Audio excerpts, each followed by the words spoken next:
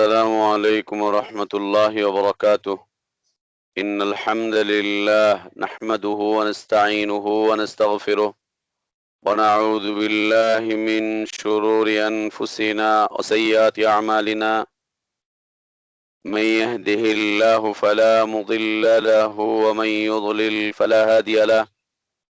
وأشهد أن لا إله إلا الله وحده لا شريك له وأشهد أن محمدا عبده ورسوله أرسله إلى كافة للناس بالحق بشيرا ونذيرا وداعيا إلى الله بإذنه وسراجا منيرا. أما بعد فإن أحسن الحديث كتاب الله وخير الهدي هدي محمد صلى الله عليه وسلم وشر الأمور محدثاتها وكل محدثة بدعة وكل بدعة ضلالة وكل ضلالة في النار. يا أيها الذين آمنوا اتقوا الله حق تقاته ولا تموتن إلا وأنتم مسلمون. يا أيها الناس اتقوا ربكم الذي خلقكم من نفس واحدة وخلق منها زوجها وبث منهما رجالا كثيرا ونساء واتقوا الله الذي تساءلون به والأرحام إن الله كان عليكم رقيبا. يا أيها الذين آمنوا اتقوا الله وقولوا قولا سديدا يصلح لكم أعمالكم ويغفر لكم ذنوبكم ومن يطع الله ورسوله فقد فاز فوزا عظيما. الحمد لله আল্লাহ তাবারক ওয়া তাআলার অনেক প্রশংসা, আল্লাহ তাবারক ওয়া তাআলার অনেক শুকরিয়া যে আল্লাহ তাবারক ওয়া তাআলা আমাদের উপরে অসংখ্য ইহসান করেছেন, অসংখ্য দয়া করেছেন।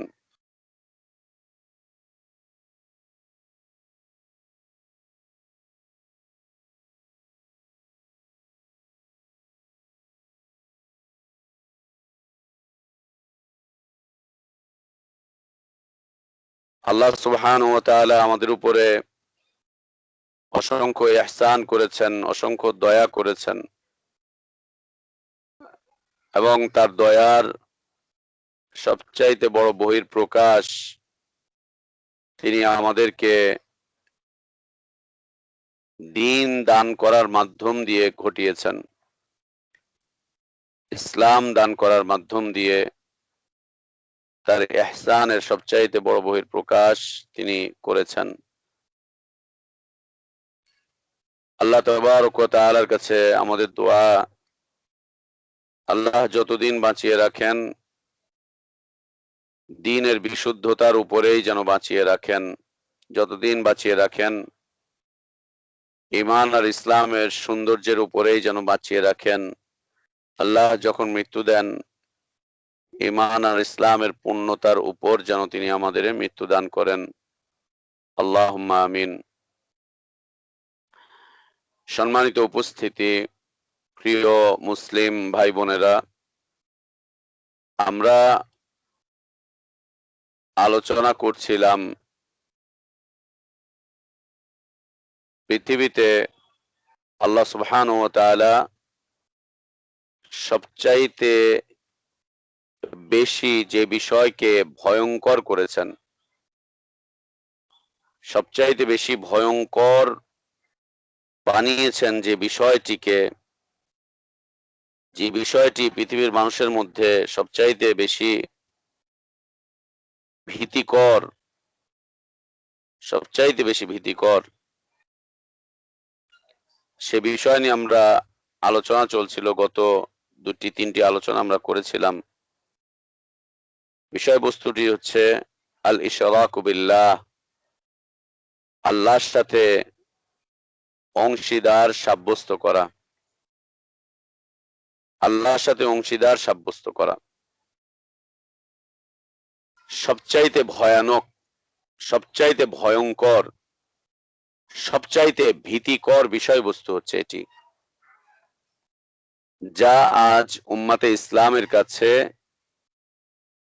নিছক বিষয়ে পরিণত হয়েছে। শিরক এমন কিছু না ভাই, যে শিরক করছে সে করছে, আমি কি আর শিরক করছি? আমাদের মধ্যে কি আর শিরক আছে রে ভাই? আমরা শিরক পছন্দ করি না, শিরক করিও না। আর আল্লাহর সাথে অংশীদার স্থাপন করছে, শিরক করছে, এগুলো আমরা দেখতে পেয়েও না দেখার ভান করে চলে যাই, দেখেও না দেখার ভান করে চলে যাই। কে আপনার একটু জমি দখল করে নিয়েছে, আপনি প্রতিবাদী হয়ে উঠছেন, সোচ্চার হয়ে উঠছেন, জমিটুকু দখল মুক্ত করার জন্য চেষ্টা করছেন। কে আপনার অর্থ কেড়ে নিয়েছে, সেটার ব্যাপারে আপনি যার পর নাই প্রচেষ্টা চালাচ্ছেন আপনার অর্থটুকু উদ্ধারের ক্ষেত্রে। করেন, ইসলাম নিষেধ করে না। আপনার সম্পদ আপনি হেফাজত করার জন্য চেষ্টা করবেন, ইসলাম নিষেধ করে না, বরং ইসলাম বলে, ইসলাম বলে যে আপনার সম্পদটুকু আপনি হেফাজত করেন, ইসলাম বলে আপনাকে। কেউ আপনার মান ইজ্জত খর্ব করার চেষ্টা করছে, মান সম্মান নষ্ট করার চেষ্টা করছে, এটার বিরুদ্ধে আপনি ঝলসে উঠছেন, জেগে উঠছেন, জাগ্রত ভূমিকা পালন করছেন। ও আমাকে অপমানিত করেছে, অপদস্থ করেছে, কোনো কারণে বংশের মর্যাদা ক্ষুণ্ণ হচ্ছে, বংশের মর্যাদাটুকু রক্ষা করার জন্য লড়াইয়ে অবতীর্ণ হচ্ছেন লড়াইতে। দুনিয়ার যে কোনো স্বার্থ ক্ষুণ্ণ হচ্ছে, এই জন্য আপনি চিন্তিত হচ্ছেন, পেরেশান হচ্ছেন, হতাশ হচ্ছেন। যে কোনো স্বার্থ ক্ষুণ্ণ হচ্ছে, আপনি চিন্তিত, আপনি হতাশ, আপনি পেরেশান। হওয়ারই কথা, হতাশ হতেই পারি আমরা, বৈধ। পেরেশান হতেই পারি, বৈধ। এগুলো নিয়ে মানুষের কত চেষ্টা প্রচেষ্টা, কত ধরনের আন্দোলন সংগ্রাম, কত ধরনের কর্মকাণ্ড আর কর্মসূচি। সুবহানাল্লাহ। আল্লাহ সুবহানাহু ওয়া তাআলা আমাকে আপনাকে যত কিছু দান করেছেন, তার মধ্যে সবচাইতে মূল্যবান বিষয়বস্তু কি ঈমান নয়? যা দান করেছেন আল্লাহ তাবারক ওয়া তাআলা, তার মধ্যে সবচাইতে মূল্যবান বিষয়বস্তু কি ঈমান নয়? শিরক মুক্ত ঈমান কি সবচাইতে মূল্যবান বিষয়বস্তু নয়? সবচাইতে দামি বিষয়বস্তু কি শিরক মুক্ত ঈমান নয় আপনার কাছে? আমাদের কাছে কি ঈমানটা সবচাইতে মূল্যবান বিষয়বস্তু নয়? আমরা হয়তোবা জবাব দিব, জি হ্যাঁ, অবশ্যই মূল্যবান বিষয়বস্তু। মূল্যবান যে বিষয়বস্তু হয়ে থাকে, যে বিষয়বস্তু সবচাইতে মূল্যবান হয়ে থাকে, ওইটাকে হেফাজত করার জন্য, সংরক্ষণ করার জন্য মানুষ কি করে? কি করে? একটু স্বর্ণ আছে, লকারে রাখছেন, যদি চুরি হয়ে যায়, ছিনতাই হয়ে যায়, হারিয়ে যায়, ব্যবহারই করেন না ওইটাকে। একটু জমি, একটু সম্পদ, একটু অর্থবিত্ত, একটু মান মর্যাদা, এখানে একটুখানি ঘাটতি আসলে কি পরিমাণ পেরেশান হয়ে উঠি আমরা। একটু সমস্যা হলে পরে কি পরিমাণ চিন্তিত হয়ে পড়ি আমরা, কি পরিমাণ প্রচেষ্টা চালাই আমরা, কি পরিমাণ তৎপরতা চালাই আমরা। একটু তাকিয়ে দেখেন না আমার আপনার থেকে কিভাবে ঈমানগুলোকে ডাকাতি করে নিয়ে চলে যাচ্ছে, ছিনতাই করে নিয়ে যাচ্ছে আমার আপনার ঈমান, চুরি করে নিয়ে যাচ্ছে আমার আপনার ঈমান। বিজাতীয় শিক্ষা দীক্ষা নীতি সংস্কৃতি কিভাবে আমাদের ঈমানকে আঘাত করে করে নিয়ে চলে যাচ্ছে, আমাদেরকে ইসলাম শূন্য করে দিচ্ছে কিভাবে, ঈমান শূন্য করে দিচ্ছে কিভাবে। একটু তাকিয়ে দেখেন, একটু চিন্তিত হন, একটু চিন্তিত হন, একটু চিন্তা করে দেখেন। বিজাতীয় শিক্ষা দীক্ষা নীতি সংস্কৃতি, বিজাতীয় বলতে বাঙালি জাতীয়তা নয়, বাঙালি জাতীয়তাবাদ নয়, বিজাতীয় বলতে ইসলাম। ইসলাম, ইসলাম যা দিয়েছে আমাকে আপনাকে, এর বিপরীতে যা আছে তা হচ্ছে বিজাতীয়। দেখেন না কিভাবে করে শিক্ষার মাধ্যম দিয়ে, দীক্ষার মাধ্যম দিয়ে, নীতির মাধ্যম দিয়ে, আদর্শের মাধ্যম দিয়ে চিন্তা চেতনার মাধ্যম দিয়ে, কৃষ্টি কালচার গুলোর মাধ্যম দিয়ে, তাহজিব আর তামাদ্দুন গুলোর মাধ্যম দিয়ে, সংস্কৃতি গুলোর মাধ্যম দিয়ে দেখেন না কিভাবে আমার আপনার দিন, ইমান, ইসলাম অত্যন্ত সুকৌশলে, কখনো কখনো ডাকাতি করে, ছিনতাই করে, জোরপূর্বক, আর কখনো কখনো সুকৌশলে, চাতুরতার সাথে কিভাবে আমাদের থেকে এগুলো নিয়ে চলে যাচ্ছে। কতটুকু সোচ্চার হতে পেরেছি, কতটুকু সাবধান হতে পেরেছি, কতটুকু কতটুকু কর্মসূচি নিতে পেরেছি, কতটুকু কর্মকাণ্ডে জড়িত হতে পেরেছি, কতটুকু চিন্তিত হয়েছি, কতটুকু ভাবনায় পড়েছি, কতটুকু ভাই এই জায়গাটাতে আসলে আমরা সবাই নীরব হয়ে যাই। এই জায়গাটাতে আসলে আমরা সবাই শক্তিহীন হয়ে পড়ি। তখন আমরা অজুহাত পেশ করি, আমাদের কি আর এই শক্তি আছে রে ভাই? আল্লাহর দিন আল্লাহ হেফাজত করবেন, অবশ্যই আল্লাহ হেফাজত করবেন। আল্লাহ তার দিন মানুষকে দিয়ে হেফাজত করেছেন, মানুষকে দিয়ে হেফাজত করছেন। আমাদের কি আর কিছু করার আছে রে ভাই? না, কিছুই করার নেই আপনার। যেই কথা আমি আপনি দিনের ব্যাপারে বলছি, যে অজুহাত আমি আপনি দিনের ব্যাপারে, ইমানের ব্যাপারে, ইসলামের ব্যাপারে খাটাচ্ছি, এই অজুহাতটা একটু সম্পদের ব্যাপারে খাটান দেখি।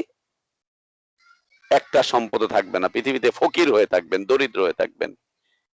এই অজুহাত গুলো একটু সন্তান আর পরিবারের দিকে খাটান দেখি, পরিবার ব্যবস্থাপনা সব ভেঙে চুরে পড়বে, খান খান হয়ে যাবে, কিছুই টিকবে না। আমার আপনার নিকটাত্মীয়রাই আমাদের সবাইকে বর্জন করবে, স্ত্রীরা ছেড়ে দিয়ে চলে যাবে।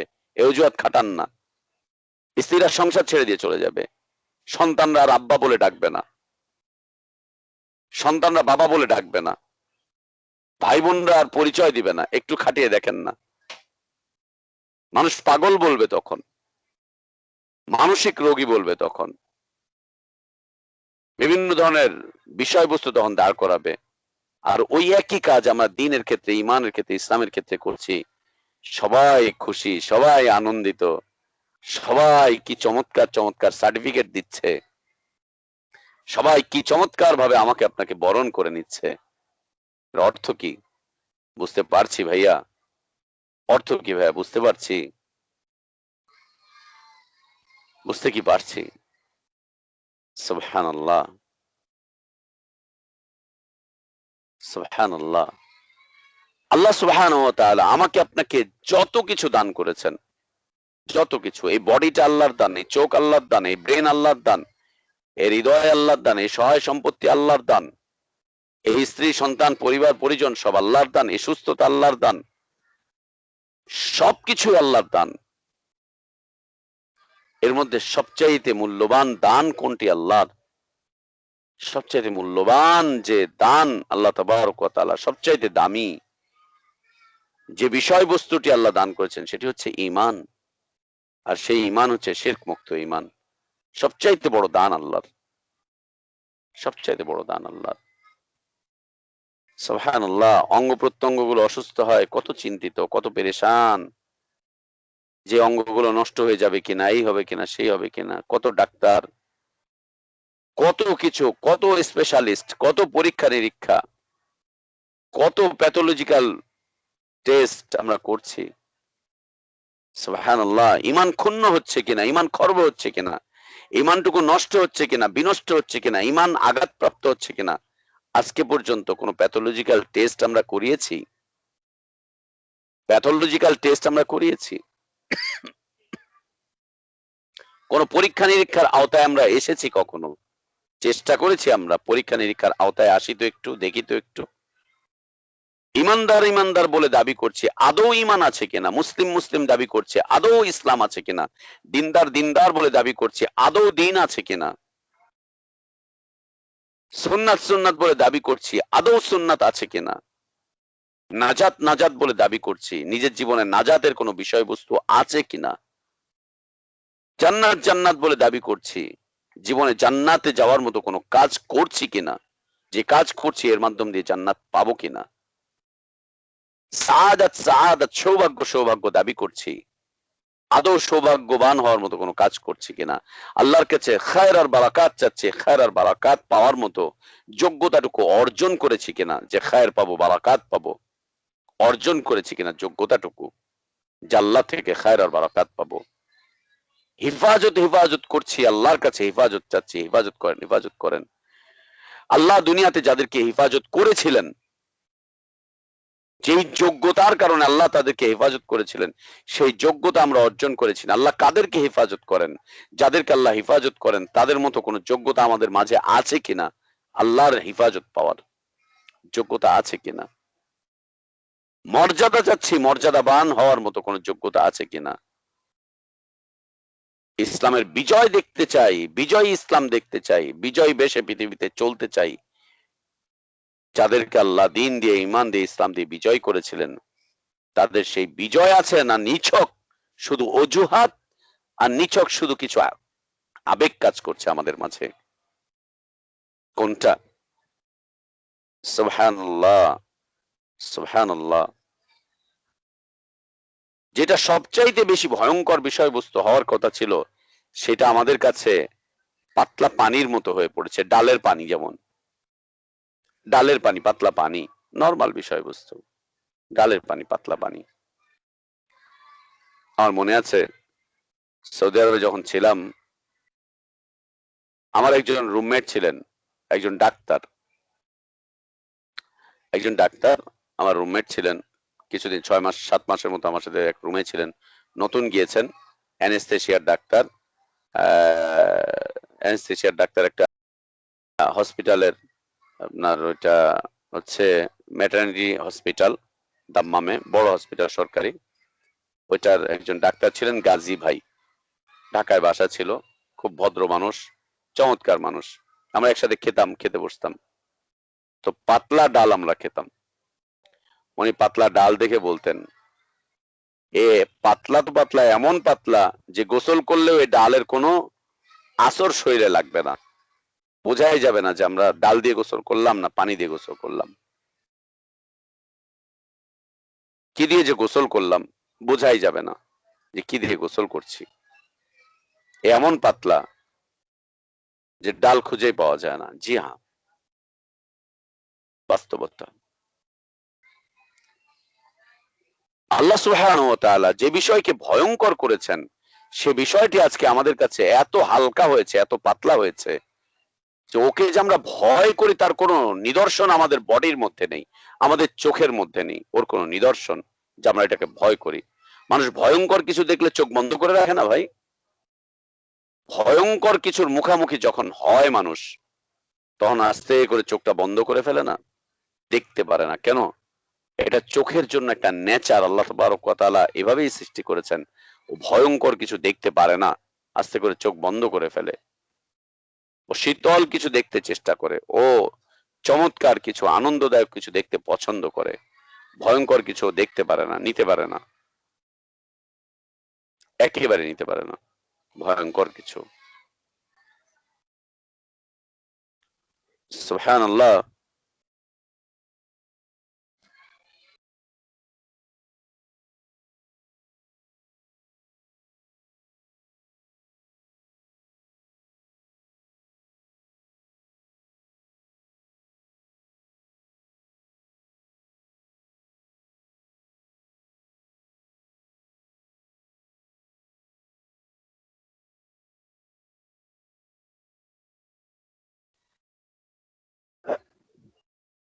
আল্লাহু আকবার। যেটা ভয়ঙ্কর হওয়ার কথা ছিল সেটা আর ভয়ঙ্কর নেই, সেটা আর ভয়ঙ্কর নেই, ওটাকে আর ভয় লাগে না। আর যেগুলো ভয়ঙ্কর নয় সেগুলো আমাদের কাছে ভয়ঙ্কর হয়ে দাঁড়িয়েছে, ভীতিকর হয়ে দাঁড়িয়েছে। কতদিন চলতে থাকবে অবস্থা? জবাব কি? এই আল্লাহ যে কদিন চালায় আর কি, চলছে আর কি, তাই তো না? সুবহানাল্লাহ। আল্লাহ তাবারক ওয়া তাআলা আমার আপনার জন্য সবচাইতে ভয়ঙ্কর বিষয় যা নির্ধারণ করছেন, সেটি হচ্ছে আল ইশরাকু বিল্লাহ, আল্লাহর সাথে শিরক করা, আল্লাহর সাথে শিরক করা, আল্লাহর সাথে শিরক করা। এটি এত ভয়ঙ্কর বিষয়বস্তু, আমরা আগের ক্লাসে আগের দার্সে উল্লেখ করেছিলাম যে ইব্রাহিম আলাইহিস সালাতু ওয়াস সালাম দোয়া করছিলেন নিজের জন্য এবং নিজের বংশধরদের জন্য, অজনুবনী ওয়াবানিয়া আন না'বুদাল আসনাম, আল্লাহ আপনি আমাকে আর আমার বংশধরদেরকে আপনি বাঁচিয়েন, আমরা যাতে আসনামের ইবাদত না করি। আল্লাহ আমাদেরকে আপনি বাঁচিয়ে রেখেন আপনি ছাড়া অন্যের ইবাদত থেকে, আমরা যেন আপনি ছাড়া অন্য কারো ইবাদত না করি, অন্য কারো ইবাদতে যেন আমি ঝুঁকে না পড়ি, আমার বংশের কেউ যেন ঝুঁকে না পড়ে, আপনার সাথে যাতে শিরক না করি, শিরকের মধ্যে আমি এবং আমার বংশের কেউ যেন ঝুঁকে না পড়ি। আল্লাহর কাছে তিনি দোয়া করছিলেন, দোয়া করছিলেন। ইব্রাহিম আলাইহিস সালাতু ওয়াস সালাম তার বংশধরদের জন্য অনেকগুলো দোয়া করেছেন, অনেকগুলো দোয়া। তার মধ্যে এই দোয়াটা হচ্ছে সবচাইতে উৎকৃষ্ট মানের, অনেক দামি দোয়া, অনেক দামি দোয়া, বিশাল দামি দোয়া। দোয়া করেছেন তিনি, রব্বি জাআলনি মুকিমাস সালাতি ওয়া মিন যুররিয়াতি, আল্লাহ আপনি আমাকে সালাত প্রতিষ্ঠাকারী বানিয়েন এবং আমার বংশধরদেরকেও, আমার বংশে যাতে কেউ সালাত পরিত্যাগকারী না হয়, আমার বংশে কেউ যাতে সালাত পরিত্যাগকারী না হয়, এজন্য আল্লাহর কাছে তিনি দোয়া করেছিলেন যে আমার বংশ যেন সালাত প্রতিষ্ঠাকারী হয়। সালাত প্রতিষ্ঠার বিপরীত কি? সালাত পরিত্যাগকারী, সালাত পরিত্যাগকারী। ছেলেটার না ক্লাসে এখন খুব চাপ ভাইয়া, কলেজে স্কুলে অনেক চাপ, কলেজে অনেক চাপ, ওকে অনেকগুলো অ্যাসাইনমেন্ট জোগাড় করতে হচ্ছে, এই হচ্ছে সেই হচ্ছে। ওনা সারা রাত ভরে পড়ে, অনেক রাত পর্যন্ত, 2টা 2:30 পর্যন্ত পড়ে। এরপরে যখন ও ঘুমায়, তো এই তো মাত্র ঘুমিয়েছে, এই জন্য আর ওকে ওর মা ওর বাবা কেউ আর ফজরের সময় ডাকে না। বুড়ো বুড়ি সালাত আদায় করে, আর 18, 20, 22 বছরের ছোট্ট শিশু বাচ্চাটা ঘুমিয়ে আছে। 22 বছরের শিশু, 24 বছরের শিশু ও ইউনিভার্সিটির অ্যাসাইনমেন্ট জোগাড় করছে, ওইটা করছে সেটা করছে। বুড়ো বুড়ি উঠে সালাত আদায় করে, আর ওই শিশুগুলোকে, 22 বছরের শিশু না, এই শিশুটাকে ঘুম থেকে উঠায় না। কেন? সারা রাত পড়েছে তো, পড়বে কোন সালাত, পরে পরে পড়ে নিবে, পরে পড়ে নিবে, পরে পড়ে নিবে কোন। সালাত পরিত্যাগকারী বানাচ্ছেন ঘরে ঘুম পাড়িয়ে রেখে, সালাত পরিত্যাগকারী বানাচ্ছেন ঘরে ঘুম পাড়িয়ে রেখে। আল্লাহর কাছে কি জবাব দিতে হবে না বলে মনে হয় নাকি? আল্লাহ কি জিজ্ঞেস করবেন না বলে মনে হয় আপনার? কি মনে হয় আপনার? কি মনে হয় আপনার? আল্লাহর হুকুমের চাইতে ওর ভার্সিটির ওইগুলো সব বেশি জরুরি, তাই তো? তাই তো? সুবহানাল্লাহ। কি জরুরি আর কি জরুরি নয়, ঘুম পাড়িয়ে রেখে দিয়েছে। অনেক রাত পর্যন্ত কাজ করেছে তো, তাই এসে ঘুমাচ্ছে এখন। আমি ওকে ডাকিনি। হ্যাঁ, খুব ভালো করেছো, খুব ভালো করেছো। তবে ও যখন 10টার সময় উঠবে ওকে বলো ও যেন নামাজটা পড়ে নেয়। তাই না ভাই? বংশে যাতে একটাও সালাত পরিত্যাগকারী না হয়, এই জন্য দোয়া করে যেতে হবে। আর দোয়াটা শুধুমাত্র দোয়াই করলেন, সুবহানাল্লাহ, দোয়ার সাথে সাথে চেষ্টাটা কে করবে? আমি আমি চেষ্টা করব। আপনাকে করতে হবে না, আপনি করার দরকার নেই যে আপনার বংশে যাতে সালাত পরিত্যাগকারী না হয়। কি করবেন? এমন জীবন আদর্শ ছেড়ে যাবেন, পরিবারে এমন কিছু তৈরি করে রেখে যাবেন, এমন কিছু নীতি রেখে যাবেন, হতেই পারে না আপনি বাড়িতে আছেন আর আপনার সন্তানগুলো সালাত না পড়ে শুয়ে থাকবে। প্রশ্নই আসে না, প্রশ্নই আসে না। কিন্তু আপনি তো মাশাআল্লাহ খুব সোশ্যাল মানুষ, খুব সোশ্যাল মানুষ, আপনি সোশ্যাল ওয়ার্কের সাথে আছেন। আপনি আসলে এত কঠোরতা পছন্দ করেন না, আপনি ভালোবাসা দিয়ে সবকিছু জয় করতে চাচ্ছেন। জি হ্যাঁ, ভালোবাসা দিয়ে সবকিছু জয় করতে চাচ্ছেন। এই জন্য সবাইকে আপনি প্রতিদিন 100 বার I love you, I love you বলতে থাকবেন, বলতে থাকেন I love you, I love you, I love you. তুমি যা করছো আই লাভ ইউ, তুমি যা করছো আমি সবটাই ভালোবাসি, I love you, I love you করতে থাকেন। এত কঠোরতা হওয়া কি ঠিক ভাই? এত কঠোর কি করা যাবে? ওদের বয়স হয়েছে না ভাই, ওরা অ্যাডাল্ট হয়েছে না ভাই। এখন বেশি কিছু বলতে গেলে যদি এটা ওর মানসিক চাপের উপরে পড়ে, এই জন্য আমি ওকে কিছু বলছি না, ওকে ওর মতো করে ছেড়ে দিচ্ছি। সুবহানাল্লাহ, কিছুই বলছেন না, ছেড়ে দিচ্ছেন, তাই না? ওর লেখাপড়া নিয়ে তো আপনি একেবারে বদ্ধপরিকর, ওর একটা সার্টিফিকেট নিয়ে তো আপনি খুব চিন্তিত, ওর চাকরি নিয়ে তো আপনি খুব ভাবনার মধ্যে পড়ে যান। শুধু আল্লাহর হুকুমের কাছে আপনি একেবারে স্বাধীনতা নিয়ে চলে আসেন। যে আল্লাহর হুকুম, এক্ষেত্রে ওকে একটু স্বাধীনতা দেই, ওকে বুঝতে দিচ্ছে। ও কি বুঝে? ও বুঝলে কি সালাত পরিত্যাগ করতো নাকি? ও বুঝলে কি ও ঘুমিয়ে থাকতো নাকি? ও তো বোঝে না। ওর উপর ইসলাম বলছে আপনাকে শাসন করো, দোয়া করো, শাসন করো, দোয়া করো, শিক্ষাদান করো, দোয়া করো, অবস্থান গড়ে তোলো, দোয়া করো, বারবার চেষ্টা চালাও, প্রচেষ্টা চালাও, মৃত্যু চেষ্টা করে যেতে হবে, যাতে বংশে কেউ সালাত পরিত্যাগকারী না থাকে, কেউ যাতে সালাত পরিত্যাগকারী না থাকে, আপনার বংশে, আপনার ধারাবাহিকতায় কেউ যাতে সালাত পরিত্যাগকারী না হয়। সুবহানাল্লাহ। এক্ষেত্রে আপনি খুব সোশ্যাল ওয়ার্কার, মাশাআল্লাহ। খুব মানবতাবাদী আপনি, মানবাধিকারবাদী আপনি। আমি কারো অধিকার খর্ব করতে চাই না। আপনি খুব স্বাধীনতাবাদী, খুব স্বাধীনতা প্রিয় মানুষ আপনি। খুব স্বাধীনতা প্রিয় মানুষ। সুবহানাল্লাহ। ভাইয়া বেশি শক্ত হয়ে যাচ্ছে নাকি কথাগুলো? কঠিন হয়ে যাচ্ছে নাকি? বেশি শক্ত হয়ে গেল কথাগুলো? সুবহানাল্লাহ। এটাই, এভাবেই। এছাড়া উপায় নেই আসলে। আল্লাহর কাছে জবাব দেওয়ার মতো কিছুই থাকবে না। কিচ্ছুই থাকবে না আল্লাহর কাছে জবাব দেওয়ার মতো। মিষ্টি, মিষ্টি কথা আর কত শুনবেন বলেন? কত আর শুনবেন মিষ্টি, মিষ্টি কথা? কত আর মিষ্টি কথা শুনবেন? যত অপ অপকর্মই করুক, যত পাপই করুক, যত আকাম-কুকামি করুক না কেন, উনি জান্নাতে যাবে, যাবে। ওনার জান্নাত কে ঠেকায়? কারণ মিষ্টি শায়েখরা মিষ্টি, মিষ্টি কথাবার্তা বলে দিয়ে গিয়েছে। কত মিষ্টি যে বিতরণ করছে মাশায়েখিনগণ, শায়েখগণ যে কত মিষ্টি বিতরণ করছেন, তার কথায় মিষ্টি, আচরণে মিষ্টি। যাই করেন না কেন সব আল্লাহ কবুল করে ফেলবেন। কোন সমস্যা নেই। তাই না ভাই? ইব্রাহিম আলাইহিস সালাতু ওয়াস সালাম কি চমৎকার দোয়া করছেন। রব্বি জাআলনি মুকিমাস সালাতি ওয়া মিন যুররিয়্যাতি। আল্লাহ আপনি আমাকে, আমার বংশধরদেরকে সালাত প্রতিষ্ঠাকারী বানিয়েন। তার মানে সালাত পরিত্যাগকারী যেন কেউ না থাকে আমার বংশে। কেউ যেন না থাকে। আল্লাহর কাছে দোয়া করছেন। আল্লাহ ওবাস ফীহিম রাসূলাম মিনহুম। আপনি আমার বংশধরদের মধ্যে রসূল পাঠিয়েন। একজন দুইজন না, অনেক নবী রসূল পাঠিয়েন আমার বংশধরের মধ্যে। অনেক নবী রসূল পাঠিয়েন। আর আপনি বলবেন মতিউর ভাই আমিও কি দোয়া করব, আল্লাহ আপনি আমার বংশে রসুল দিয়েন। রসুল আসার রাস্তা তো বন্ধ হয়ে গেছে। নবী তো আর আসবেন না, রসুল তো আর আসবেন না, নতুন কোন নবী রসুল আসবেন না। এই জন্য আপনি নবী রসুল আপনার বংশে আসার মতো দোয়া আপনি করতে পারবেন না।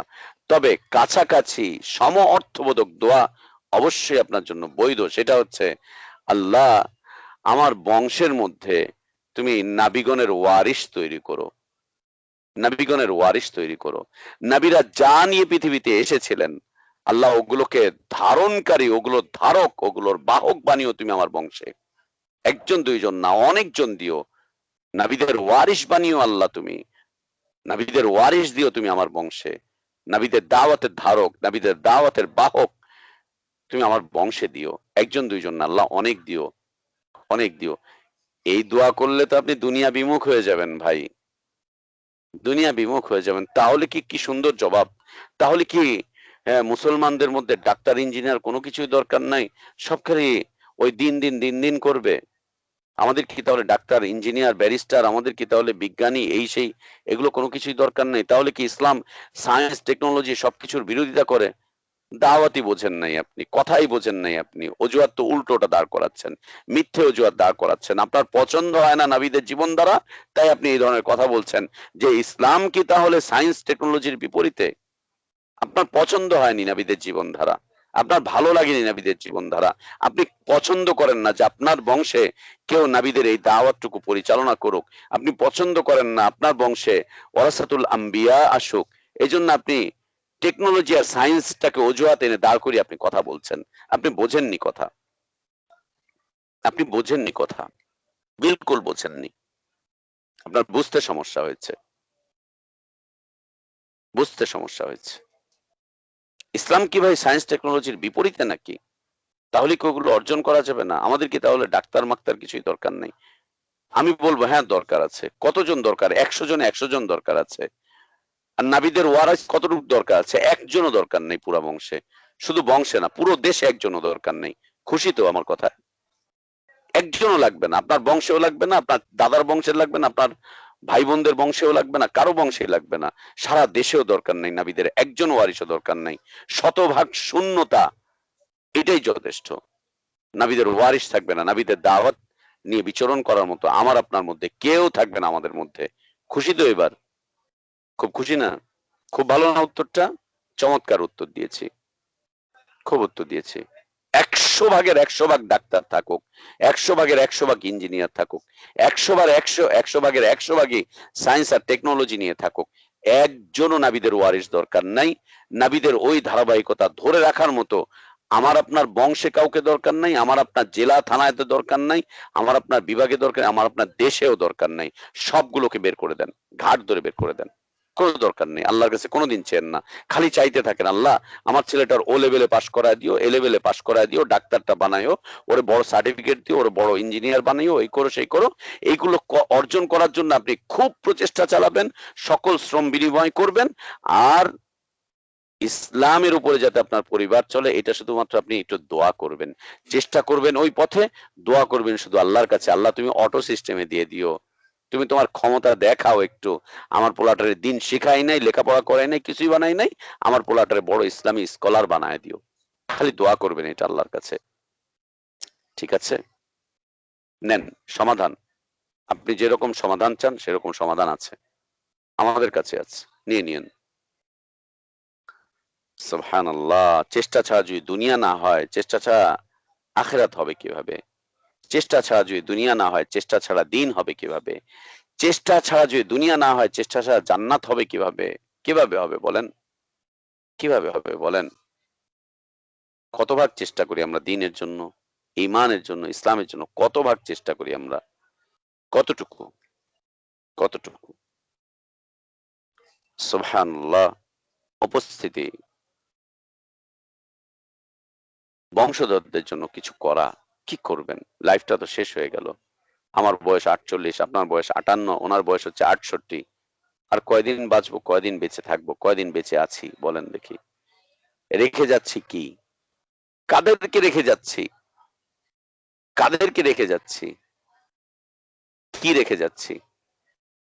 এবং সুন্দর একটা বাংলা কথা আছে, যায় দিন ভালো আসে দিন খারাপ। সত্যি নবী সাল্লাল্লাহু আলাইহি ওয়াসাল্লাম পৃথিবীতে যতদিন ছিলেন, সাহাবীদের জীবনধারা কি কি সুন্দর ছিলেন। সাহাবীরা যতদিন পৃথিবীতে ছিলেন, তাবেঈনদের জীবনধারাটা কতটা সুন্দর ছিল।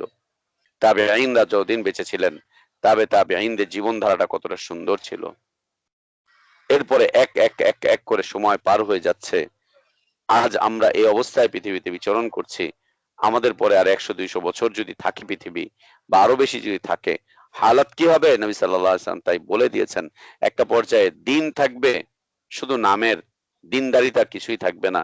ইসলাম থাকবে শুধু নামের, ইসলাম বলতে কিছু থাকবে না। মুসলিম বলতে নাম থাকবে শুধু নামের মুসলিম, নামের মুসলিম, ইসলামের কিছুই থাকবে না, কিছুই থাকবে না। একটা পর্যায়ে মানুষ শুধু ইসলামের এই নাম টাম দিয়ে এগুলো নামের সাথে পরিচয় থাকবে, প্রকৃত ইসলাম তার সাথে থাকবে না। এই যে হয়েছে বর্তমান সময়। আর এই অবস্থাও যেতে যেতে একটা পর্যায়ে এমন হবে, মানুষ সবকিছু ভুলে যাবে, দিন, ইমান, ইসলাম, এমনকি আল্লাহ এটাও ভুলে যাবে। আল্লাহ আবার কি? মানুষের কথা হবে আল্লাহ আবার কি? অপেক্ষা করেন, আসতে যাচ্ছে সেই দিন, অপেক্ষা করেন, সেই দিন আসতে যাচ্ছে। লা ইলাহা ইল্লাল্লাহ, লা ইলাহা ইল্লাল্লাহ। সবচাইতে ভয়ঙ্কর বিষয়টাকে সবচাইতে ভয়ঙ্কর হিসাবেই নিতে হবে, সবচাইতে আনন্দদায়ক বিষয়টাকে সবচাইতে আনন্দের বিষয় হিসাবেই নিতে হবে, আনন্দদায়ক বিষয়কে আনন্দদায়ক বিষয় হিসাবেই নিতে হবে। দিন পেয়েছেন, এটি অত্যন্ত আনন্দের বিষয়। ইসলাম পেয়েছেন, এটি অত্যন্ত আনন্দের বিষয়। সবচাইতে বেশি খুশি হব দিন পেয়ে, ঈমান পেয়ে, ইসলাম পেয়ে, নীতি পেয়ে, আদর্শ পেয়ে, না সবকিছু সবচাইতে বেশি খুশি হওয়ার কথা। কিন্তু দিন, ঈমান, ইসলাম পাওয়ার পরে মানুষের ভুরুগুলো, কপালগুলো কুঁচকে ওঠে। এই যে কোন আবার গজব চলে আসলো, এই যে আবার কোন ঝামেলা চলে আসলো। এই ইসলাম ইসলাম করে তো আমাদের দুনিয়া সব বন্ধ হয়ে যাচ্ছে। হালাল হালাল করে আমাদের অর্থনীতির ক্ষেত্রে আমরা সব দরিদ্র হয়ে যাচ্ছি। হারাম হারাম করে আমরা আমাদের অর্থনীতির ক্ষেত্রে খুব বেশি লসের মধ্যে পড়ে যাচ্ছি। তাহলে কি ওইটা নেওয়া যাবে না? তাহলে কি ওইটা করা যাবে না? তাহলে কি ওইটা করা যাবে না?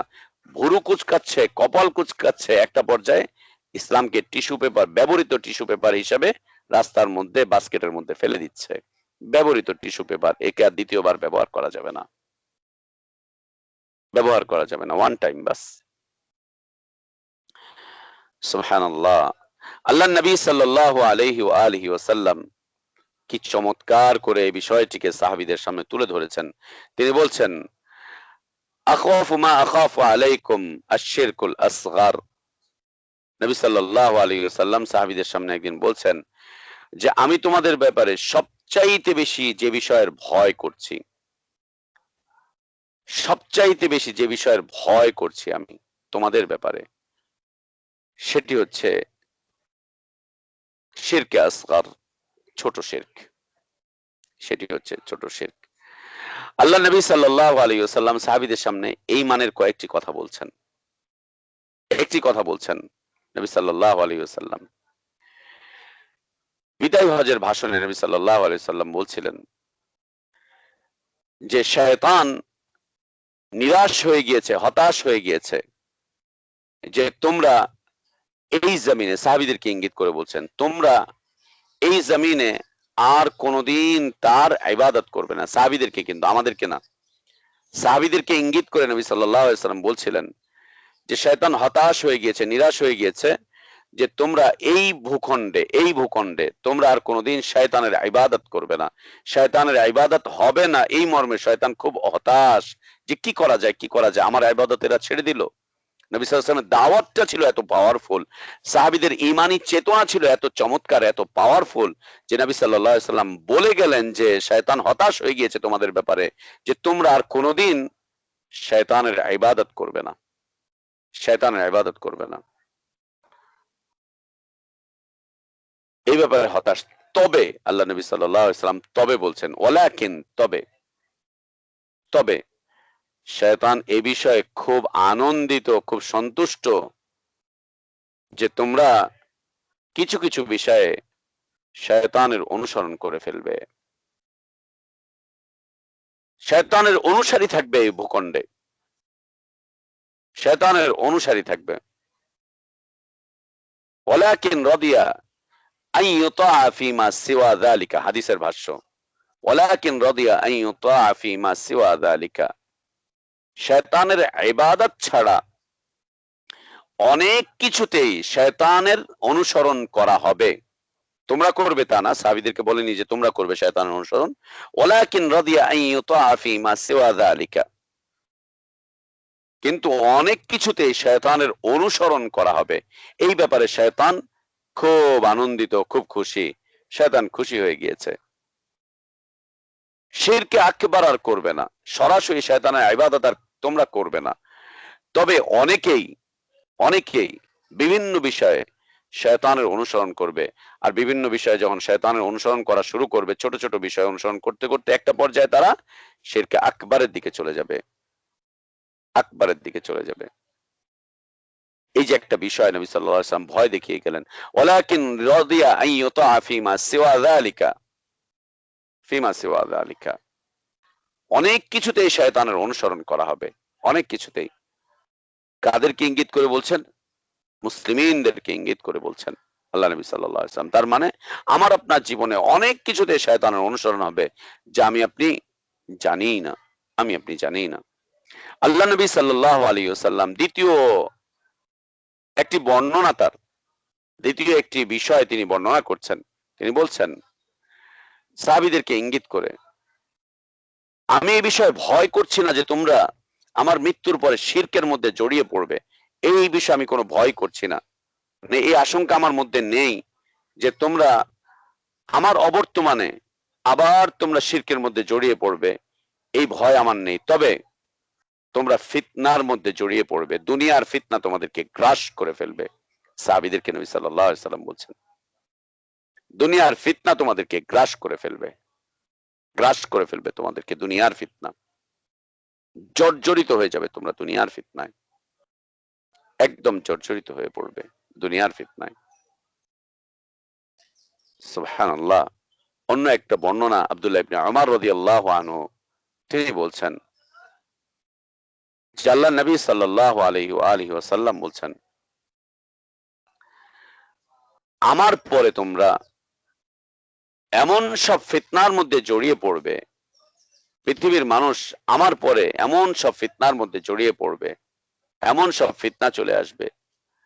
অন্ধকার যেমন রাতকে ঢেকে নেয়, ফিতনা তেমনি ভাবে তোমাদের জীবনটাকে ঢেকে নিবে। এই ফিতনার সময় পৃথিবীর মানুষের হালাত কি হবে? নবী সাল্লাল্লাহু আলাইহি ওয়াসাল্লাম বলছেন, পৃথিবীর মানুষের হালাত হবে, অবস্থা হবে, ইউসবিহু মুমিনান ওয়া ইউমসি কাফিরা ওয়া ইউমসি মুমিনান ওয়া ইউসবিহু কাফিরা। সকাল করবে ইমানের হালতে সকাল হবে, সন্ধ্যা হতে হতে সে কাফের হয়ে যাবে। সন্ধ্যায় থাকবে সে মুমিন, রাতটা এমন ভাবে কাটাবে যে সকাল হতে হতে সে কাফের হয়ে যাবে। এর পরের অংশে নবী সাল্লাল্লাহু আলাইহি ওয়াসাল্লাম এর বিষয়বস্তুর কথা বলছেন যে কেন এটা হবে, কিভাবে এটা হবে।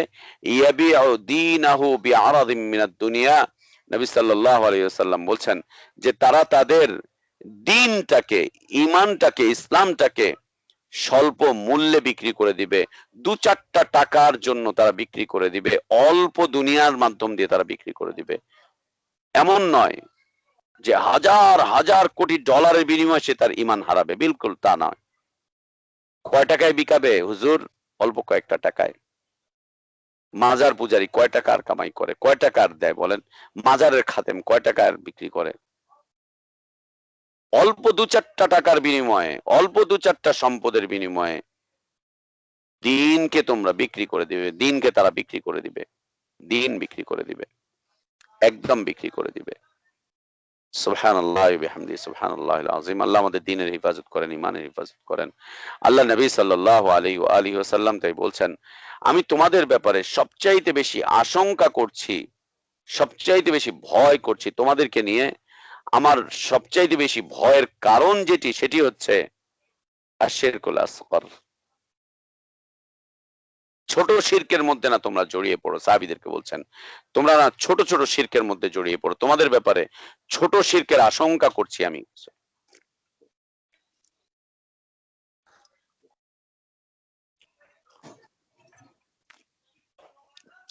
ছোট শিরকের আমি আশঙ্কা করছি। আল্লাহ নবী সাল্লাল্লাহু আলাইহি ওয়াসাল্লামকে জিজ্ঞেস করা হলো যে ছোট শিরক কি? ছোট শিরক আবার কি? আল্লাহ নবী সাল্লাল্লাহু আলাইহি ওয়াসাল্লাম বলছেন, আর রিয়া,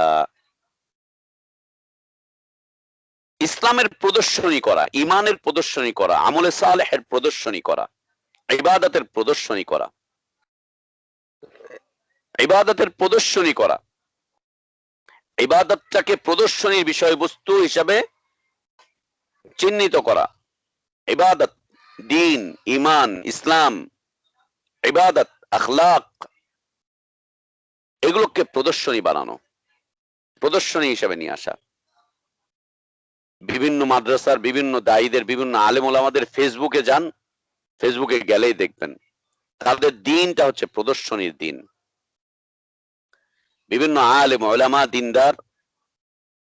দিনদার তাদের দিন, ঈমান, ইসলাম, দিনের খেদমত, তালিম, তাআল্লুম যা আছে সব দেখেন, পৃথিবীর মানুষের সামনে তুলে ধরেছে। এই নেন আমার খিদমত, এই নেন আমার দাওয়াত, এই নেন আমার নেক আমল, এই নেন নেক আমল। মানুষের ইবাদত বিনষ্ট হয় কয়েক ভাবে, ইবাদত বিনষ্ট হয়ে যায় কয়েক ভাবে। একটি হচ্ছে শিরকের মাধ্যম দিয়ে। বড় শিরক হলে তো কোনো ইবাদত কবুলই হবে না, আর ছোট শিরকের মাধ্যম দিয়ে ইবাদত বিনষ্ট হয়ে যায়।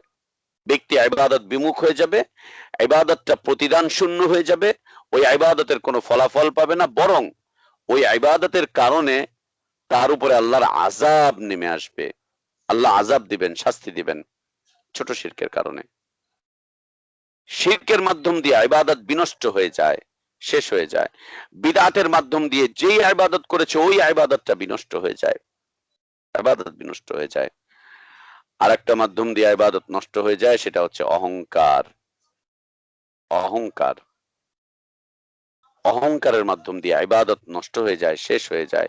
আল্লাহর ইবাদত করতে আর পারে না। এই পৃথিবীতে যত মানুষকে দেখবেন ইবাদত বিমুখ, ইবাদত করতে পারে না, ইবাদত করে না, এদের সবাইকে আপনি এই কাতারে পাবেন যারা অহংকারী অহংকারী অহংকারী অহংকারী, আল্লাহকে সিজদা করতে পারে না, অহংকারী আল্লাহ দ্বীনের জন্য কোনো কাজ করতে পারে না, ওর ইবাদত নষ্ট হয়ে যায়। তো ইবাদত নষ্ট হওয়ার মধ্যে হতে একটা বিষয় হচ্ছে আর রিয়া, প্রদর্শনী। প্রদর্শনী, এতিমদের জন্য কিছু খাবার দাবার দিয়েছেন, ওইটার ভিডিও করে আপনাকে দিতেই হবে। দেওয়ার পরে আপনি ওই ভিডিওটা আবার ফেসবুকে দিয়ে দিবেন, মাশাআল্লাহ, নেট চালিয়ে দিবেন, সারা দুনিয়াকে দেখাবেন। মাশাআল্লাহ, একটা মসজিদ তৈরি করেছেন, একটা মাদ্রাসায় কিছু খরচ করছেন, দিনই কিছু কিতাবাদি বিতরণ করছেন, ওইখানে আপনার নাম থাকতেই হবে, যাতে 1000 মানুষ আপনার নামটা পড়ে, আপনার নামটা জানে, আপনার নামটার মধ্যে তার থাকে। ছবি দিতে হবে, ছবি জানাতে হবে, ছবির প্রকাশ ঘটাতে হবে, ভিডিও করে করে সারা দুনিয়াকে দেখিয়ে দিতে হবে। সুবহানাল্লাহ, এটি রিয়া। আপনার ইবাদত শেষ ওখানেই, আপনার ইবাদত ওখানেই শেষ। ওইটা নিয়ে আর ঘরে ফিরতে পারবেন না, ওইটা নিয়ে আর কিছু করতে পারবেন না, আর ওইটা আল্লাহর কাছে মকবুল হবে না। পৃথিবীর মানুষ হয়তো বাহবা দিবে, আপনাকে দানশীল বলবে, যে দানশীল, দানবীর, কত কিছু বলবে পৃথিবীর মানুষ আপনাকে, কত কিছু আপনাকে বলবে, কিন্তু ওইটা আপনার ফলাফল শূন্য থাকবে। শুধু এতটুকুই নয় যে ঠিক আছে ফল পেলাম না, ফলাফল যদি বিপরীত দিকে চলে যায় তখন কি হয় ভাইয়া? ফলাফল যদি বিপরীত দিকে চলে যায়, একটা হচ্ছে ফল শূন্য, ঠিক আছে এবছর গাছে ফল হলো না, কিন্তু প্রচুর পরিমাণে ফল হয়েছে আপনি দেখতে পাচ্ছেন, কিন্তু আপনি যখন খেতে যাচ্ছেন তখন দেখছেন ফলের মধ্যে পোকা আর পোকা, পোকা আর পোকা। কেমন হলো? আচ্ছা পোকা দেখলেন, তা ওইটা আপনি না খেয়ে বিরত থাকলেন, খেলাম না। দেখলেন পোকা টোকা কিছুই নাই, সব ভালো, কিন্তু বিষ ক্রিয়া চলে এসেছে ওর মধ্যে, বিষ ক্রিয়া চলে এসেছে। কিছু কিছু খাবার আছে না, সময় পার হয়ে যাওয়ার পরে ওগুলো নষ্ট হয়ে বিষ ক্রিয়ায় পরিণত হয়, বিষ ক্রিয়া চলে এসেছে ওর মধ্যে। কেমন হবে? জি হ্যাঁ, এর প্রদর্শনী হচ্ছে বিষ ক্রিয়া, একদম বিষ ক্রিয়া। আপনি দেখতে পাচ্ছেন যে এটা অনেক ফলের, হতে পারে এটার কোনো ফলাফল পাবেন না, আর ফলাফল পাবেন না এটা তো সুনিশ্চিত, অবশ্যই ফলাফল পাবেন না, ফলাফল তো পাবেন না এটা তো নিশ্চিত, বরং যেটা ফল পাওয়ার কথা ছিল সেটা আপনার জন্য বিষ ক্রিয়া হিসেবে গলার কাটা হয়ে দাঁড়াবে। আল্লাহ সুবহানাহু ওয়া তাআলা এই রিয়াকারী বা প্রদর্শনীমূলক ইবাদত যারা করে, প্রদর্শনীমূলক ইবাদত যারা করে, দান করে প্রদর্শনী করার জন্য, কোরবানি করে প্রদর্শনী করার জন্য, হাজ করছে প্রদর্শনী করার জন্য, মসজিদ তৈরি করছে প্রদর্শনী করার জন্য, এতিমখানা তৈরি করছে প্রদর্শনী করার জন্য, এতিমদেরকে কিছু দান করছে প্রদর্শনী করার জন্য, গরিব অসহায় মানুষদেরকে কিছু খাওয়াচ্ছে, কিছু কাপড় চোপড় দিচ্ছে প্রদর্শনী করার জন্য, দেখবে দেখাবে, দেখবে দেখাবে, দেখবে দেখাবে, এই কারণে করছে। মাইকটা অফ করে দেন আল্লাহর রাস্তে, মাইকটা অফ করে দিবেন, অফ করে দিবেন, এটা কোরআন সুন্নাহর আলোচনার পরিপন্থী। আল্লাহ সুবহানাহু ওয়া তাআলা নিষেধ করেছেন, এভাবে নিষেধ করেছেন। আপনার একটা আওয়াজ অনেকের জন্য ক্ষতির কারণ হয়ে যাবে। একটু সাবধানে বসি আমরা ক্লাসে, দার্সে আমরা একটু সাবধানে বসি, একটু সাবধান হই। বিষয়টি গুরুত্বপূর্ণ, বিষয়টি অত্যন্ত গুরুত্বপূর্ণ, এবং গুরুত্বপূর্ণ বিষয়কে আমরা গুরুত্বের সাথে দেখার চেষ্টা করি। আল্লাহ তৌফিক দান করেন, এর মাধ্যম দিয়ে আমরা কিছু পাবো ইনশাআল্লাহ আল্লাহর কাছে। সুবহানাল্লাহ, প্রদর্শনীমূলক ইবাদত, যে কোনো ইবাদত যদি প্রদর্শনীর জন্য উদ্দেশ্য হয়ে থাকে, প্রদর্শনী যদি ঘটেই যায় আপনার মাধ্যম দিয়ে, ওইটা গলার কাটা হয়ে দাঁড়াবে, ওর প্রতিদান তো পাবেনই না, ওর প্রতিদান তো আমরা পাবোই না, ওর প্রতিদান তো আসবেই না। শুধু ফল শূন্য এমনটা নয়, বরং সেটা বিষক্রিয়ায় পরিণত হবে, একদম বিষক্রিয়ায় পরিণত হবে, একেবারে বিষক্রিয়ায় পরিণত হবে। আল্লাহ নবী সাল্লাল্লাহু আলাইহি ওয়া আলিহি ওয়াসাল্লাম, তাকে জিজ্ঞেস করা হলো, তিনি বলছেন প্রদর্শনীমূলক ইবাদত হচ্ছে ছোট শিরক, ছোট শিরক। এই ছোট শিরকের সাথে যারা জীবনটুকু যাপন করবে, জীবনটুকু যাপন করবে, দিনই জীবন যাপন করছে ছোট শিরকের সাথে, বড় শিরক নয়, ছোট শিরকের সাথে, রিয়ার সাথে, এদেরকে আল্লাহ তাবারক ওয়া তাআলা কিয়ামতের দিন বলবেন, কিয়ামতের দিন বলবেন তোমাদের, কিয়ামতের দিন আল্লাহ তাবারক ওয়া তাআলা এদেরকে তো কোনো জাযা দিবেন না, কোনো জাযা দিবেন না, কোনো প্রতিদান তো পাবেনই না, হবেই না। বরং আল্লাহ সুবহানাহু ওয়া তাআলা এদেরকে ঘোষণা করাবেন যে তোমাদের বদলা তোমরা ঠিক করে নাও, তোমাদের বদলা তোমরা ঠিক করে নাও। বলতে গিয়ে আল্লাহ সুবহানাহু ওয়া তাআলা তাদেরকে বলবেন যে তোমরা দুনিয়াতে যে যার জন্য যা কিছু করেছিলে তোমরা তার থেকে সেটার বদলা নিয়ে নাও।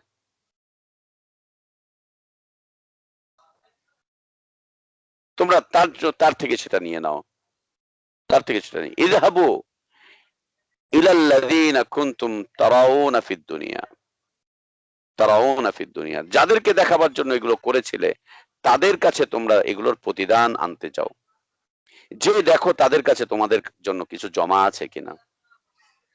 দুনিয়াতে যারা আমাকে আপনাকে আমার আপনার ইবাদত গুলো দেখেছিল, যাদেরকে দেখাবার জন্য আমি আপনি ইবাদত গুলোর প্রদর্শনী ঘটিয়েছিলাম, আল্লাহ বলবেন তাদের কাছে যাও তো, যে দেখো তো, তোমাদের বদলা তাদের থেকে নিয়ে আসো, যে দেখো তাদের কাছে তোমাদের জন্য কিছু আছে কিনা জমা করা, কিছু আছে কিনা। না, মানুষ তো মানুষের জন্য কিছু জমা করে না, আল্লাহর কাছে জমা থাকে সব, আল্লাহর কাছে জমা থাকে। আল্লাহ নবী সাল্লাল্লাহু আলাইহি ওয়া আলিহি ওয়াসাল্লাম সহিহ মুসলিমের সেই চমৎকার হাদিস আমরা মোটামুটি ভাবে সবাই জানি, কিয়ামতের দিন আল্লাহ তাবারক ওয়া তাআলা 3 শ্রেণীর মুসলিমকে দিয়ে জাহান্নাম উদ্বোধন করবেন। এক শ্রেণীর মুসলিমকে দিয়ে জাহান্নাম উদ্বোধন করবেন, সেই মুসলিমদের আমল হবে অত্যন্ত উঁচু মানের আমল। তাকে 3 ভাগে দেখানো হয়েছে। আল্লাহ তাবারক ওয়া তাআলা দানশীল ব্যক্তিকে ডাকবেন, ডেকে বলবেন তুমি কি নিয়ে এসেছো। সে জবাব দিবে আল্লাহ দান করতাম, দান করতে করতে করতে করতে সব খরচ করে ফেলেছিলাম, কিছুই বাকি ছিল না। এমত অবস্থায় নিঃস্ব হয়ে তোমার কাছে চলে এসেছি। আল্লাহ সুবহানাহু ওয়া তাআলা তাকে জবাব দিবেন যে মিথ্যে কথা বলছো, তুমি তুমি দান করেছো এই কারণে যাতে মানুষ তোমার দানটা দেখে তোমাকে দানশীল বলে। জি হ্যাঁ, আপনার ব্যাপারটা কেউ জানলো না যে আপনি দানশীল, তো কেউ তো আপনাকে দানবীর বলবে না। হয়তো বখিল বললে বলতেও পারে, বলুক না ও বখিল, বলুক না ও কৃপণ, ও কৃপণ বললেই কি আমি কৃপণ? আল্লাহ তো আমার ব্যাপারটা জানেন, আল্লাহ তো আমার ব্যাপারটা জানেন। ও দান করছে প্রকাশ্যে, দান করছে সবার সামনে, দান করে ওটার একটা ডকুমেন্ট রাখছে, দান করে ওটার ভিডিও করে রাখছে, ছবি তুলে রাখছে। দানশীলতার ব্যাপারে মানুষের কাছে জায়গায় জায়গায় প্রচার হয়ে যাচ্ছে, দানশীল দানশীল দানশীল। ওরও আনন্দ লাগছে দানশীল শুনে শুনে, খুব ভালো লাগছে, খুব আনন্দ লাগছে। আল্লাহ সুবহানাহু ওয়া তাআলা বলবেন তুমি যা করেছিলে দুনিয়াতে তার প্রতিদান তুমি দুনিয়াতে পেয়ে গিয়েছো, এখানে আর তোমার কোনো কিছুই বাকি নেই। ওকে উল্টো করে জাহান্নামে ফেলে দেওয়া হবে। আল্লাহ সুবহানাহু ওয়া তাআলা আনবেন আলেম উলামা কারি দাঈদেরকে, জিজ্ঞেস করবেন কি করেছো। আল্লাহ প্রোগ্রামের পর প্রোগ্রাম, দাওয়াতের পরে দাওয়াত, সফরের পরে সফর, ওয়াজের পরে ওয়াজ, নসিহতের পরে নসিহত, এই নিয়েই তো জীবন কেটেছিল। একে কোরআন শিখিয়েছি, ওকে হাদিস শিখিয়েছি, ওই করেছি সেই করেছি, লিখিয়েছি পড়িয়েছি, কত কিছু। এই করতে করতে আল্লাহ দুনিয়াতে তেমন কিছু খেতে পারিনি, এই পারিনি সেই পারিনি, অতবার চলে আসলাম এখানে। আল্লাহ বলেন মিথ্যে বলছো, তোমার প্রতিদান তুমি দুনিয়াতে পেয়েছো। দুনিয়াতে তোমাকে বড় আলেম বলা হতো, আল্লামা বলা হতো তোমাকে, মুহাদ্দিস বলা হতো তোমাকে, মুফাসসির বলা হতো তোমাকে, শেখ বলা হতো তোমাকে, শেখুল হাদিস তোমাকে বলা হতো, কারি বলা হতো। তুমি দুনিয়াতে যা করেছিলে তুমি তার পুরো প্রতিদান দুনিয়াতে পেয়ে গিয়েছো, এখানে তোমার আর কিছুই নেই, জাহান্নামে ফেলে দেওয়া হবে। আল্লাহ সুবহানাহু ওয়া তাআলা তৃতীয় এক শ্রেণীকে আনবেন, শহীদ, জীবনটা বিলিয়ে দিয়েছে আল্লাহর রাস্তায়, স্ত্রী বিধবা হয়েছে, সন্তান এতিম হয়েছে, মা সন্তান হারা হয়েছে, দুনিয়া থেকে তার সম্পর্ক ছিন্ন হয়ে গিয়েছে। জিজ্ঞেস করবেন কি করে এসেছো, বলে আল্লাহ তোমার রাস্তায় লড়াই করতে করতে করতে করতে অতঃপর এ পর্যন্ত চলে এসেছি, মৃত্যুবরণ করেছি। আল্লাহ সুবহানাহু ওয়া তাআলা বলবেন যে না, মিথ্যে বলছো, তুমি এজন্যই লড়াই করেছিলে, এজন্যই তুমি জীবন বিলীন করেছিলে। মানুষ তোমাকে বীর বলবে, মুজাহিদ বলবে, বীর সেনানী বলবে, বীর প্রতীক বলবে, বীর বিক্রম বলবে, বীর মুক্তিযোদ্ধা বলবে, বীর যোদ্ধা, বীর মুক্তিযোদ্ধা, বীর বিক্রম, বীর সেনানী, বীর প্রতীক, এই সেই তোমাকে বলবে। অতএব তোমাকে দুনিয়াতে বলা হয়েছিল, যেহেতু তোমাকে দুনিয়াতে বলা হয়ে গিয়েছো, তোমার প্রতিদান তুমি পেয়ে গিয়েছো, এখানে আর তোমার কিছুই থাকবে না। আল্লাহ নবী সাল্লাল্লাহু আলাইহি ওয়াসাল্লাম এই বিষয়টি সাহাবীদের সামনে এভাবে করেই তুলে ধরলেন যে সবচাইতে বেশি আমি তোমাদের ব্যাপারে ভয় করছি তোমাদের ইবাদত বিনষ্টকারী বিষয়বস্তু।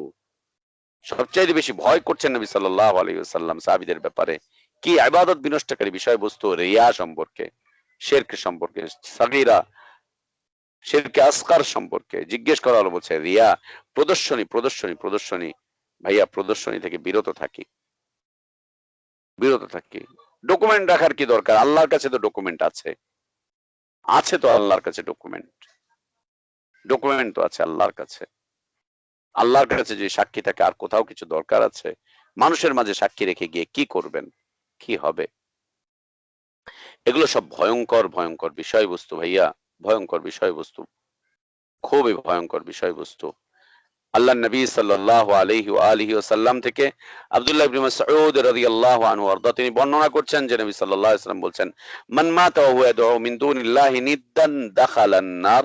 সহিহ বুখারীর হাদিস। নবী সাল্লাল্লাহু আলাইহি ওয়াসাল্লাম বলছেন, যে ব্যক্তি আল্লাহ ছাড়া অন্যের ইবাদতরত অবস্থায় মৃত্যুবরণ করবে সে চিরস্থায়ী জাহান্নামে প্রবেশ করবে, চিরস্থায়ী জাহান্নামে প্রবেশ করবে।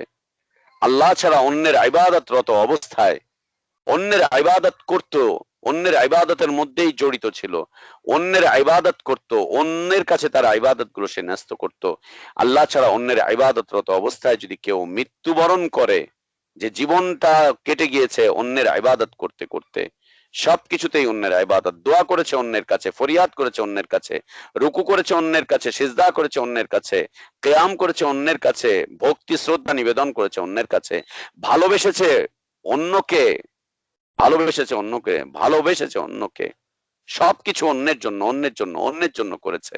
এই অবস্থায় যে ব্যক্তি মৃত্যুবরণ করবে সে চিরস্থায়ী জাহান্নামে প্রবেশ করবে, তার বসবাস হবে আগুনে, তার জিন্দেগি বাকি জীবনটা কাটবে হচ্ছে আগুনে আগুনে আগুনে আগুনে আগুনে।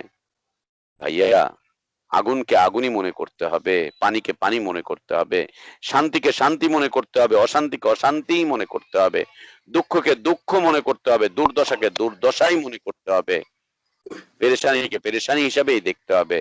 আনন্দকে কখনো দুঃখ হিসাবে দেখবেন না, সুখকে দুঃখ হিসাবে দেখার চেষ্টা করবেন না, আর দুঃখে কখনো সুখ হিসাবে দেখার চেষ্টা করতে যেন না।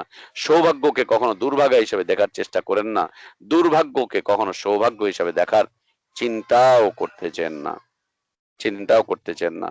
আল্লাহ সুবহানাহু ওয়া তাআলা তার কাছে দোয়া, আল্লাহ আমাদের ইলমে বারাকাত দান করেন, হায়াতে বারাকাত দান করেন, রিজকে বারাকাত দান করেন, আল আওলাদে বারাকাত দান করেন। আল্লাহ আমাদের মাঝে ইসলামের পরিবেশ তৈরি করে দেন, আমাদেরকে ইসলামের জন্য চেষ্টা প্রচেষ্টা চালাবার তৌফিক দান করেন। আল্লাহ আমাদেরকে সৌভাগ্যবান ব্যক্তিদের অন্তর্ভুক্ত করেন। আল্লাহুম্মা আমিন। ওয়া আখির দাওয়ানা আলহামদুলিল্লাহি রাব্বিল আলামিন। ওয়া সাল্লাল্লাহু ওয়া সাল্লামা ওয়া বারাকা আলা নবিয়িনা মুহাম্মদ ওয়া আলা আলিহি ওয়া আসহাবিহি আজমাইন। সুবহানাকাল্লাহুম্মা ওয়া বিহামদিকা আশহাদু আল লা ইলাহা ইল্লা আনতা আস্তাগফিরুকা ওয়া আতুবু ইলাইক। আসসালামু আলাইকুম ওয়া রাহমাতুল্লাহি ওয়া বারাকাতুহু। ওয়ালাইকুম আসসালাম রহমতুল্লাহ বারাকাতুহু। মতি ভাই, একটা প্রশ্ন নিবেন? একটা, হ্যাঁ, আচ্ছা, সময় কম তো একটা। প্রশ্নটা একটাই। আর আরেকটা জিনিস হলো, আমাদের এখানে অনেক ভাই মতি ভাই অসুস্থ, ওনারাও দোয়া চাইছেন। ওনারা কিন্তু খুবই অসুস্থ, খুবই অসুস্থ আর কি। আল্লাহ সুস্থ করে দেন, আল্লাহ ভালো করে দেন। আর তবে দোয়া আমাদের করতে হলে টাকা লাগে, এটা কিন্তু আপনাদের মনে রাখতে হবে। যেহেতু আমরা বাঙালি, বাঙালি কালচারে বিশ্বাসী, কালচারটুকু ছাড়া যাবে না। যেহেতু ইসলামের ক্ষেত্রে আমরা কালচার ছাড়ি নাই, তো আর দোয়ার ক্ষেত্রে আমরা ছাড়বো কেন? হ্যাঁ, কালচার। আল্লাহ যে ভাইরা অসুস্থ আল্লাহ তাদেরকে সুস্থ করে দেন, ভালো করে দেন, আল্লাহ তাদের পেরেশানি দূর করে দেন। লা বাসা তাহুর ইনশাআল্লাহ। ভাইদেরকে বলে দিবেন, জানিয়ে দিবেন, আমার পক্ষ থেকে ওসিয়াত হচ্ছে সবচাইতে উন্নত যে ট্রিটমেন্ট আছে, চিকিৎসা আছে, চিকিৎসা নিতে হবে। দ্বিতীয়ত হচ্ছে আল্লাহর কাছে প্রচুর পরিমাণে দোয়া করতে হবে। তৃতীয়ত হচ্ছে সুস্থতার জন্য সাদাকা করতে হবে, এবং সাদাকাটাও একটা ট্রিটমেন্ট, সাদাকাটাও ট্রিটমেন্ট। সাহাবীদেরকে নবী সাল্লাল্লাহু আলাইহি ওয়াসাল্লাম সেভাবেই শিক্ষা দিতেন। অসুস্থ হলে আগে দোয়া করো, আল্লাহর কাছে প্রার্থনা করো, সাজদা করো আল্লাহকে, সিয়াম আল্লাহর জন্য সালাত আদায় করে আল্লাহর কাছে চাও, সাদাকা করো, এবং সবচেয়ে উত্তম যে পদ্ধতিগুলো আছে ট্রিটমেন্ট, সেই পদ্ধতিগুলো গ্রহণ করো। তো সবাই যেন আমরা এগুলো করি, আল্লাহ তৌফিক দান করেন। জি। মতি ভাই, প্রশ্নটা হলো, আমাদের দেশে যেরকম মৃত্যু যখন মারা যায় তখন কবরে নেওয়ার আগে যে আমাদের দেশে যে কোরআন টোরান পড়ে, আর দ্বিতীয় এটা হইলো গিয়া যেটা মৃত্যুর পরে তারপরে যে তারা চল্লিশা করে, এই একটা। আর তৃতীয়টা হইলো মতি ভাই, মহিলারা কি কবর জিয়ারত করতে পারবে কি, এবং তারা কতটুক দূরে যেতে পারবে, বা কবরের কাছে যেতে পারবে কিনা, এবং কবরে ফুল দিতে পারবে কিনা, এই জিনিসটাই আর কি। জাযাকাল্লাহ খায়ের, বারাকাল্লাহু ফিকুম। প্রথম কথা হচ্ছে যে মানুষ মৃত্যুবরণ করার সাথে সাথে আমাদের দেশের কালচার, শুধু আমাদের দেশে না, ভারতবর্ষের কালচার এটা, যে মৃত ব্যক্তির সামনে কোরআন তেলাওয়াত শুরু করে দেয়। কোরআন তেলাওয়াত করে, কোরআন খানি করছে, কোরআন খতম করছে, কোরআন পড়ছে, যেটাই করুক কোরআন নিয়ে হাজির হয়ে যায় এক শ্রেণীর তথাকথিত কোরআনের পাঠক, কোরআনের কারি, কোরআনের শিক্ষক বা ছাত্ররা। দ্বিতীয়ত হচ্ছে মৃত ব্যক্তির কাছে সওয়াব পৌঁছাবার উদ্দেশ্যে 3 দিন 7 দিন চল্লিশা এই সমস্ত কার্যক্রমগুলো চালাচ্ছে। তৃতীয়ত হচ্ছে মহিলাদের কবর জিয়ারত বিষয়বস্তু। চমৎকার সুন্দর সব প্রশ্ন। 1 নম্বর প্রশ্নের জবাব হচ্ছে যে মৃত ব্যক্তি এর সম্পর্কে আল্লাহ তাবারক ওয়া তাআলা বলছেন, ইন্নাকা লা তুসমিউল মাউতা, ইন্নাকা লা তুসমিউল মাউতা, নিশ্চয়ই তুমি মৃতদেরকে কিছু শোনাতে পারবে না। কারণ কোরআন, মৃত ব্যক্তির সামনে কোরআন পড়লে নাকি কবরের আযাব মাফ হয়ে যায়, তার উপরে নাকি আল্লাহ দয়া করেন। এটা মানুষের বানানো কথা। বলছে যে কোরআন শুনলে দয়া আসে, তাই দয়া হবে। জি, কোরআন শুনলে পরে মানুষ আল্লাহর দয়া পাবে, সেটা হচ্ছে জীবিত মানুষ। আল্লাহ সুবহানাহু ওয়া তাআলা বলছেন, ওয়াইদা কুরিয়াল কোরআনু ফাসতামিউ লাহু ওয়ানসিতু লাআল্লাকুম তুরহামুন, যখন কোরআন পড়া হয় তখন তোমরা সেটাকে হৃদয়ের কান দিয়ে শোনো, মনোযোগ দিয়ে শোনো। যদি মনোযোগ দিয়ে শুনতে পারো, হইচই না করো, চিল্লাচিল্লি না করো, লাআল্লাকুম তুরহামুন, তাহলে আশা করা যায় তোমাদের উপরে দয়া করা হবে, তোমরা দয়া প্রাপ্ত হবে। এখন মৃত ব্যক্তি তো শোনেই না, ওর উপরে আর কি দয়া হবে বলেন দেখি? ও শুনলে না দয়া হতো, ও তো শুনতেই পাচ্ছে না। আল্লাহ বলছেন লা তুসমিউল মাউতা, তুমি শোনাতে পারবে না মৃতদেরকে। শুনলে না দয়া হতো, আর দয়া যখন হয় তখন না আযাব মাফ হয়। এ তো শুনতেই পারছে না, তাহলে যে শুনতে পারছে না এখন তাকে কি দিয়ে শোনাবেন? যে শুনতেই পারছে না তাকে কি দিয়ে শোনাবেন? দ্বিতীয় বিষয় হচ্ছে, যে ব্যক্তির সামনে কোরআন পড়া হচ্ছে, এই লোকটা আদৌ কি কোরআনে বিশ্বাসী ছিল? কোরআনে যদি বিশ্বাসী হতো তাহলে তিনি নিয়মিত কোরআন তেলাওয়াত করতেন, নিয়মিত কোরআনের অর্থ পড়তেন, নিয়মিত কোরআনটুকু জানতেন, বুঝতেন এবং কোরআন অনুযায়ী জীবনটাকে সাজিয়ে তুলতেন, সাজিয়ে তুলতেন। যে ব্যক্তি তার জীবনে সে কোরআনের প্রতি ঈমানের পূর্ণতা দেখায়নি, অপূর্ণ ঈমান ছিল যার, হয়তো 5% ঈমান রেখেছিল। কত 5%? কিভাবে 5% হচ্ছে যে হ্যাঁ কোরআন আল্লাহর কালাম, আমি এটা বিশ্বাস করি, ব্যাস এতটুকু। এটা আল্লাহর কিতাব, এটা আমি বিশ্বাস করি। এই বিশ্বাস তো ইহুদিরাও করে, এটা তো নাসারাও করে, হিন্দুরাও তো করে, যে কোরআন আল্লাহর কালাম,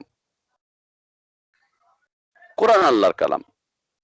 ওরা যেমন কোরআন আল্লাহর কালাম এটা বিশ্বাস শুধুমাত্র করে, এর উপরে বিশ্বাসের যে আমলগুলো আছে, আমি আপনি আল্লাহকে এক বলে সাক্ষ্য দিচ্ছি, আমলটা কিভাবে করছি? মাজারে গিয়ে?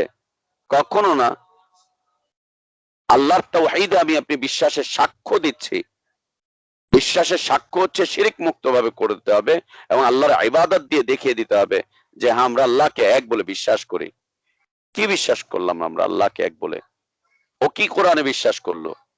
যে কোরআনের প্রতি ও ঈমান এনেছে, জীবনে কোনোদিন আর কোরআনের পাতা উল্টে দেখেনি, কোরআনের ভাষা বোঝেনি, কোরআনের সারমর্ম বোঝেনি, কোরআনের অনুবাদ কোনোদিন বোঝার চেষ্টা করেনি, এবং কোরআনের মূল ভাষ্য যেগুলো, যে তোমার জীবনধারাটা কেমন হবে, ওই জীবনধারার বিপরীত ও সারাটা জীবন দুনিয়াতে কাটিয়ে গিয়েছে। কোরআনের সাথে ওর জীবনের কোনো সম্পৃক্ততা ছিল না। যেই ও মারা গেল, এখন ওকে জোর করে কোরআন শোনানো হচ্ছে। একজন পড়লে তো ও শুনতে পাবে না, তাই 10 জনকে ভাড়া করে আনছে, 20 জন মৌলবী ভাড়া করে আনছে, এখন ওর লাশের চতুর্দিকে বসে কোরআন পড়তেছে, লাশের চতুর্দিকে বসে কোরআন পড়ছে। সুবহানাল্লাহি ওয়া বিহামদিহি, সুবহানাল্লাহিল আযীম, আস্তাগফিরুল্লাহ ওয়া আতুবু ইলাইহি। এটা হলো, এটা হলো। বরং উচিত ছিল ও যেই বই পুস্তকগুলো পড়েছে, যেই বই পুস্তকের উপরে ওর জীবনটুকু চালিয়েছে, ও মরার পরে ওই বই পুস্তকগুলো দিয়ে ওকে দুনিয়া থেকে বিদায় দেওয়া, ওগুলো ওর সামনে পাঠ করা, ওগুলোই পাঠ করা, ওগুলো পাঠ করে ওকে দুনিয়া থেকে বিদায় দেওয়া। ও যদি ডাক্তার হয়ে থাকে, ওর মেডিকেল সায়েন্সের কিতাবগুলো ওর সাথে পড়ে গাঁটটি বেঁধে ওকে দিয়ে দেওয়া দরকার, যে তুমি তো ডাক্তার হয়েছিলে, কোরআনকে তো ওইভাবে স্বীকার করতে না, স্বীকার করলে আমল করতে না, অতএব নাও তোমার আমল নিয়ে তুমি চলে যাও। আল্লাহ নবী সাল্লাল্লাহু আলাইহি ওয়াসাল্লাম আল্লাহর কাছে কি দোয়া করতেন? ওয়ালা মাবলাগা ইলমিনা। নবী সাল্লাল্লাহু আলাইহি ওয়াসাল্লাম আল্লাহর কাছে দোয়া করতেন, আল্লাহুম্মা লা তাজআল মুসিবাতানা ফি দীনিনা ওয়ালা তাজআলিদ দুনিয়া আকবারা হাম্মিনা ওয়ালা মাবলাগা ইলমিনা। দোয়াগুলোর অর্থ জানা আছে তো? সুবহানাল্লাহ, কি চমৎকার কথা। আল্লাহুম্মা লা তাজআল মুসিবাতানা ফি দীনিনা, আল্লাহ আমাদের দিনে আপনি কোনো মুসিবত, কোনো পেরেশানি, হতাশা এনে দিয়েন না। আমরা যে দিন পালন করছি এটা যেন আমাদের কাছে মুসিবতের কারণ হয়ে না যায়। মানুষ যেন দিনটাকে মুসিবত মনে না করে। দেখেন, আমরা কিন্তু ইসলামটাকে মুসিবত মনে করি এখন। মহিলারা হিজাবটাকে মুসিবত মনে করছে, পুরুষরা দাড়ি রাখাটাকে মুসিবত মনে করছে। ভাই, দাড়ি রাখবো, কি যে বলি, কি যে করি, আপনার ভাবিকে মানাতেই পারতেছি না এই দাড়িটা নিয়ে। ভাই, এই যে দাড়িটা যে কি সমস্যার কারণ, কানাডার ভিসার জন্য কয়বার অ্যাপ্লিকেশন করলাম, এমবাসিতে গেলাম, এই সে করলাম, দাড়ির কারণে না ওরা আমাকে ভিসা দিতেই চাইলো না। যখন দাড়িটা শেভ করে চলে গেলাম, ভিসা দিয়ে দিল। আরেক মহিলা, তিনি ইউরোপের ভিসার জন্য অ্যাপ্লিকেশন করেছেন, হিজাবধারী মহিলা, আমাদের মাদ্রাসার পাশে তিনি বসবাস করতেন। তিনবার তিনি এমবাসি ফেস করেছেন, তাকে ভিসা দেয়নি। হিজাব করে গিয়েছে, হাত মোজা পা মোজা পরে। অথবা চতুর্থবার তার আত্মীয় স্বজন তাকে বলেছে, তার হাজবেন্ড তাকে বলেছে, দিনদার কিন্তু, বলেছে এক কাজ করো, এবার তুমি গাড়িতে পর্যন্ত যাবে হিজাব করে, গাড়ি পর্যন্ত, ভিতরে প্যান্ট পরেছে, জিন্স পরেছে, টি শার্ট পরেছে, আলট্রা মডার্ন সেজেছে, উপরে হিজাবটা পরে এম্বাসি পর্যন্ত গিয়েছে। এম্বাসির গেটের সামনে গিয়ে হিজাবটা খুলে একদম আলট্রা মডার্ন নারী হিসাবে এম্বাসিতে ফেস করেছে, লাইনে দাঁড়িয়েছে, ওর ভিসা হয়ে গিয়েছে। এই মহিলার জীবনে কোনোদিন হিজাবের মধ্যে প্রবেশ করেনি, চলে গিয়েছে ইউরোপে, এখনো সে তাই আছে, ওর হাজবেন্ডের সাথে ওর ছাড়াছাড়ি, ওর বাচ্চা কাচ্চাদের ছাড়াছাড়ি। ও যেহেতু একবার খুলতে পেরেছে, ও আর কেন এর মধ্যে প্রবেশ করবে? দেখেছেন, হিজাবটাকে মুসিবত মনে করছে, দাড়িটাকে মুসিবত মনে করছে, টাকনোর উপরে প্যান্ট পরাটাকে মুসিবত মনে করছে, দিনদার মানুষদের সাথে চলাফেরাটাকে মুসিবত মনে করছে, হালাল অর্থটাকে মুসিবত মনে করছে, সুদ আর সুদের সাথে জড়িত সকল অর্থনীতিকে নিয়ামত মনে করছে, গনিমত মনে করছে। আর ওইটার বিপরীতে যে যা বলছে আপনাকে, ভাই এই ক্রেডিট কার্ড ব্যবহার করবেন না, ওইটা ব্যবহার করবেন না, ওইটা নিবেন না, ওইটা নিবেন না, ব্যাংকের এই থিওরিগুলো নিবেন না, এগুলো সুদ, তখন তাকে কি বলছেন? ধর্মীয় এমনি করলে কি দুনিয়া চলে নাকি? ধমক একখান দিয়ে দিয়েছেন, তাকে আর পছন্দ হচ্ছে না।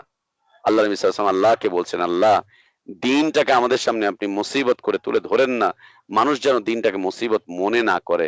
এই যে মানুষ মনে করছে দিনটা মুসিবত, কি দিন মানা শুরু করলাম রে ভাই, কেউ পছন্দ করে না, বংশের সবাই এই বলছে, ওই বলছে, সেই বলছে। আজকে আমাদেরকে কি বলে মানুষ? লামাজহাবি, গায়রে মুকাল্লিদ, চরমপন্থী, জঙ্গি, কত কিছুই না বলছে। আর এই সমস্ত কথাবার্তা শুনে অনেকে দিন থেকে বেরিয়ে চলে যাচ্ছে। কেন? ও মুসিবত মনে করছে আল্লাহর দিনটাকে, মুসিবত মনে করছে আল্লাহর দিনটাকে। সুবহানাল্লাহ, দিন কি মুসিবতের বিষয় ভাই? দিন তো আমার আপনার জীবন থেকে মুসিবত উঠিয়ে নেয়। দিন কি পেরেশানির বিষয়? জি না। শত পেরেশানির মধ্যে আপনি দিনের দিকে ফিরে আসেন, দেখেন আল্লাহ আপনার পেরেশানিগুলোকে কিভাবে উঠিয়ে নেন, কিভাবে উঠিয়ে নেন, একটু দেখেন কিভাবে উঠিয়ে নেন। আসলে আমরা বুঝি না পেরেশানি কি জিনিস, মুসিবত কি জিনিস, এবং পেরেশানি থেকে উত্তরণের পথ পদ্ধতি এটাও আমরা জানি না, এটাও আমরা জানি না। নবী সাল্লাল্লাহু আলাইহি ওয়াসাল্লাম দোয়া করতেন তাই, লা তাজআল মুসিবাতানা ফি দীনিনা ওয়ালা তাজআলিদ দুনিয়া আকবারা হাম্মিনা। আল্লাহ, দুনিয়াই যেন আমার জন্য সবচাইতে বড় চিন্তার বিষয় হয়ে না যায়। আমার 24 ঘন্টার মধ্যে 24 ঘন্টায় যেন আমি দুনিয়াকে নিয়ে পেরেশান না থাকি। দুনিয়াকে আমার জন্য বড় পেরেশানির কারণ করেন না আল্লাহ, বড় পেরেশানির কারণ করেন না। চাকরি আমার পেরেশানির কারণ, ব্যবসা আমার পেরেশানির কারণ, সম্পদ আমার পেরেশানির কারণ। 24টা ঘন্টা পৃথিবীর মানুষ আজকে দুনিয়া নিয়ে ব্যস্ত, দুনিয়া নিয়ে ব্যস্ত, দুনিয়া নিয়ে ব্যস্ত। নবী সাল্লাল্লাহু আলাইহি ওয়াসাল্লাম আল্লাহর কাছে দোয়া করছেন, আল্লাহ আপনি আমাকে দুনিয়ার ব্যাপারে এত ব্যস্ত করে দিয়েন না যে আমার চিন্তা চেতনা সবকিছুর কেন্দ্রবিন্দু হয়ে যায় এই দুনিয়া। এত বড় করে আপনি আমার কাছে দুনিয়া তুলে ধরেন না। আপনি দুনিয়ার সম্পদটাকে অনেক বড় মনে করছেন, তাই আপনি দুনিয়ার প্রতি এত বেশি আসক্ত হয়ে পড়ছেন। যার কাছে দুনিয়ার সম্পদটা ছোট, সে দুনিয়ার প্রতি আসক্তি দেখায় না, একেবারেই দেখায় না। সে সম্পদ জমা করে না, সম্পদের জন্য প্রতিযোগিতা করে না, কিছুই করে না। সে নরমাল, দুনিয়া তার নরমাল চলে যাচ্ছে, কাজ কাম করে, খায় দায়, দৈনন্দিন দিনে আনছে দিনে খাচ্ছে, বাস কিছু থাকলে থাকছে, না থাকছে না থাকছে, যা পাচ্ছে আল্লাহর উপরে, যা পাচ্ছে আল্লাহর কাছে শুকরিয়া আদায় করছে, যা নাই তার ব্যাপারে আল্লাহর কাছে, আল্লাহর উপরে তাওয়াক্কুল করে চলছে। লা তাজআলি দুনিয়া আকবার হাম্মিনা ওয়ালা মাবলাগা ইলমিনা। আল্লাহ তাবারক ওয়া তাআলার কাছে তৃতীয় দোয়া করছেন, আল্লাহ আমার যে জ্ঞান আছে এই জ্ঞানের সীমানা যাতে দুনিয়া পর্যন্ত শেষ না হয়ে যায়, এই জ্ঞানের সীমানা যেন এখানেই শেষ না হয়ে যায়। জ্ঞানের সীমানা এখানে মানে আপনি একজন বড় বিজ্ঞানী, আপনার এই বিজ্ঞানের জ্ঞান কবরে কাজে লাগবে না? কবরটাকে এক কাজ করা যায় না, মিডিয়ার আওতাভুক্ত করে দেওয়া যায় না কবরটাকে? কবরের ভিতরে ক্যামেরা বসান, বসিয়ে একটু দেখেন কবরে কি হচ্ছে, এটা বাইরে ফেসবুকে অথবা ইউটিউবে অথবা টিভি চ্যানেলগুলোতে দেখান যে কবরে কি হয়, দেখেন কই আযাব, কই সাপ বিচ্ছু কামড়াচ্ছে, কই ফেরেশতা আসলো, কিছুই তো দেখা যায় না। টেকনোলজি চলে না কবরে, সায়েন্স চলে না কবরে, দিয়ে দিয়েন একটু, একটু দিয়ে দিয়েন। দুনিয়ায় মানুষ যে বিদ্যাগুলো অর্জন করছে, এই বিদ্যার সীমা পরিসীমা হচ্ছে দুনিয়া পর্যন্ত শেষ, এরপর আর চলবে না। পৃথিবী বিখ্যাত একজন স্কলার, যিনি দুনিয়া নিয়েই তার জীবনটা, তার লেখাপড়াটা, তার ওই জ্ঞান কবরে গিয়ে কাজে লাগবে, এই জ্ঞানের ব্যাপারে তাকে জিজ্ঞেস করা হবে। কবর একটা জুরি বোর্ড বসবে না কবরে, একটা ভাইবা বোর্ড বসবে না কবরে? ওখানে পরীক্ষার উত্তর দিতে হবে না, প্রশ্নের উত্তর দিতে হবে না? ওখানে গিয়ে এগুলো উত্তর দেওয়া যাবে ভাই? কবর একটা পরীক্ষাগার না? ওখানে পরীক্ষা করা হবে না? সবই তো চলবে ওখানে, কিন্তু দুনিয়ার কোনো উত্তর ওখানে চলবে না, কোনো উত্তর চলবে না। নবী সাল্লাল্লাহু আলাইহি ওয়াসাল্লাম দোয়া করতেন, ওয়ালা মাবলাগা ইলমিনা, আল্লাহ আমার ইলমের সীমা পরিসীমা পরিধি যেন দুনিয়াতে শেষ হয়ে না যায়। তার মানে দ্বীনের জ্ঞান অর্জন করেন, দুনিয়াতেও চলবে, কবরেও চলবে, আখিরাতেও চলবে, জান্নাত পর্যন্ত পৌঁছে দিবে আপনাকে, জান্নাত পর্যন্ত পৌঁছে দিবে, একেবারে পৌঁছে দিবে। এবারটা কোনোদিন দ্বীনের জ্ঞান অর্জন করেনি, দ্বীনের সাথে কোনোদিন সম্পৃক্ত ছিল না, আর দ্বীনের সাথে সম্পৃক্ত থাকলেও ভুয়া দ্বীনের সাথে সম্পৃক্ত ছিল। ভুয়া দিন, ভুয়া দিন, ভুয়া একটা দিন, তরিকার দিন, সুফিবাদের দিন, মাযহাবের দিন, পীর ওলিয়া উলিয়া বুজুর্গ আকাবিরদের দিনের সাথে সম্পৃক্ত ছিল, নেতা নেত্রীদের দিনের সাথে সম্পৃক্ত ছিল। ও মরে গিয়েছে, এখন ওর সামনে কোরআন পড়ছে, লা ইলাহা ইল্লাল্লাহ। ওকে খুব দিনদার বলে দেওয়ার চেষ্টা করা হচ্ছে, ইন্না লিল্লাহি ওয়া ইন্না ইলাইহি রাজিউন। হলো কিছু, এ তো যুক্তি বিরোধী, দলিল বিরোধী, তো বিরোধী, যুক্তিরও বিরোধী। এটা হয়, এটা চলে, এটা হয়, এটা চলে। সুবহানাল্লাহ। এর সাথে সাথে তৃতীয় বিষয়বস্তু হচ্ছে, যার উপরে কোরআন নাজিল হলো, মুহাম্মদুর রাসূলুল্লাহ সাল্লাল্লাহু আলাইহি সাল্লাম, তিনি অসংখ্য কোরআনের পাঠক রেখে গিয়েছিলেন দুনিয়াতে, অসংখ্য কোরআনের জ্ঞানী মানুষ রেখে গিয়েছিলেন দুনিয়াতে। ওই সময় যারা কোরআনের জ্ঞানী ছিলেন, কোরআনের পাঠক ছিলেন, কোরআনের হাফেজ ছিলেন, তারা কেউ নবী সাল্লাল্লাহু আলাইহি ওয়াসাল্লামের লাশের সামনে এসে কোরআনের তেলাওয়াত করেননি, তেলাওয়াত করেননি। যেহেতু তারা তেলাওয়াত করেননি কোরআনের সেই সময়, তাই তারা কোরআন প্রেমিক ছিলেন না। আর আমি আপনি যেহেতু মুর্দারের সামনে কোরআন তেলাওয়াত করি, তাই আমি আপনি কোরআন প্রেমিক হয়ে গিয়েছি, তাই তো? সুবহানাল্লাহ। তার মৃত্যুতে কেউ পড়লেন না, আর তার জীবদ্দশাতে তার একজন সন্তান ছাড়া, একটা মেয়ে ছাড়া সব সন্তান মারা গেল। তার জীবদ্দশাতে অসংখ্য সাহাবী মৃত্যুবরণ করেছেন। কারো কারো সামনে, কবরের সামনেও নয়, মুর্দারের সামনেও নয়, কারো সামনে কোরআনের খতম করা হয়নি, কোরআন পড়া হয়নি। এ কোত্থেকে আসলো? কিভাবে আসলো? কিভাবে আসলো? এটা শরীয়ত সম্মত নয়।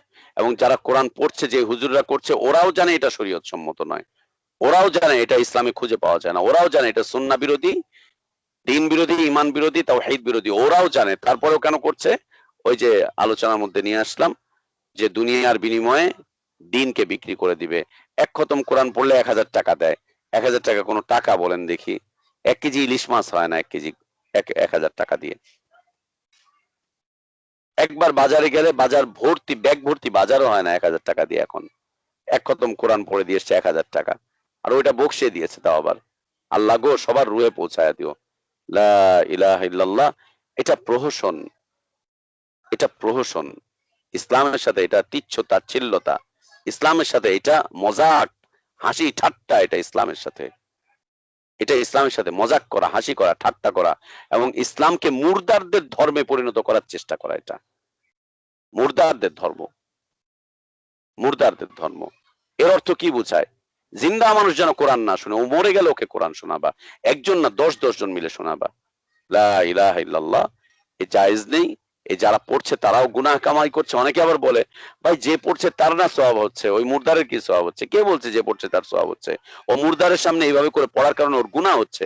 ও কোরআন পড়ে গুনাহ কামাই করছে। এই পদ্ধতিতে কোরআন পড়ে গুনাহ কামাই করছে।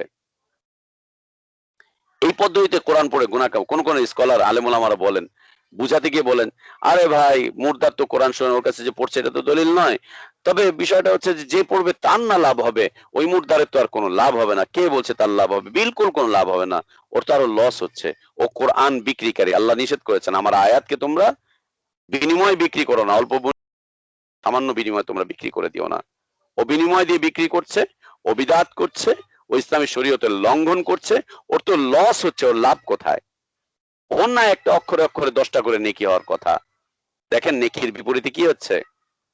গুনাহ হচ্ছে, ওর গুনাহ হচ্ছে। এভাবে পড়াও গুনাহ, এই কাজগুলো করাও গুনাহ। আর যার জন্য করছে তার তো কোনো লাভই হবে না, যে করছে তারও কোনো লাভ হবে না, কানা করি লাভ হবে না। ওই 1000 টাকা 10 জন মিলে ভাগ করলে জনপ্রতি 100 টাকা পাবে। 100 টাকা দিয়ে কি হয় ভাই? কি হয়? 100 টাকা দিয়ে কি হয়? কি হয়? এক প্লেট চটপটি খেতে 50 টাকা লাগে। চটপটি 50, আপনারা তো বাঙালি মানুষ জানেন তো চটপটি। এক প্লেট চটপটি খেতে এখন 50 টাকা লাগে। 100 টাকা দিয়ে কি হয়? হোটেলে গিয়ে সকালবেলা 2টা ডিম, 2টা তন্দুর রুটি আর একটু ডাল ভাজি খেলে 100 টাকা লাগে। মানে একবেলা নাস্তাও না, একবেলা নাস্তাও না। হোটেলে গিয়ে 1 প্লেট গরুর মাংস দিয়ে ভাত খেতে 200-250 টাকা লাগে। কি বিক্রি করলা তাহলে? লা ইলাহা ইল্লাল্লাহ। জায়েজ নেই, নাজায়েজ, হারাম, একেবারে হারাম।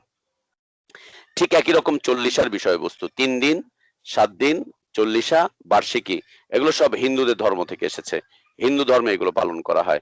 বার্ষিকী পালন করা হয় খ্রিস্ট ধর্মে। আর 40 শ্রাদ্ধ, 3 দিন 7 দিন, এগুলো সব হিন্দু ধর্মের বিষয়বস্তু। এর সাথে ইসলামের কোনো সম্পৃক্ততা নেই। এগুলো করা যাবে না। এগুলো সব প্রহসন ইসলামের নামে, সব প্রহসন, একেবারে প্রহসন। রইল তৃতীয় প্রশ্ন, যে মহিলারা কবর জিয়ারত করতে পারবে কিনা। আল্লাহ রসুল সাল্লাল্লাহু আলাইহি ওয়া আলিহি ওয়াসাল্লাম লানত করেছেন, অভিশাপ দিয়েছেন, অভিশাপ দিয়েছেন, অভিশাপ দিয়েছেন। সাহাবী বলছেন লানা রাসূলুল্লাহ সাল্লাল্লাহু আলাইহি ওয়াসাল্লাম জিয়ারাতিল কুবুরি। মহিলা জিয়ারতকারী, মহিলা কবর জিয়ারতকারীদেরকে নবী সাল্লাল্লাহু আলাইহি ওয়াসাল্লাম অভিশাপ দিয়েছেন, অভিশাপ দিয়েছেন। এখন অভিশপ্ত কাজ তো করতেই হবে, না হলে আর আল্লাহর দয়া কেমনে পাবো আমরা, তাই না ভাই? লা ইলাহা ইল্লাল্লাহ।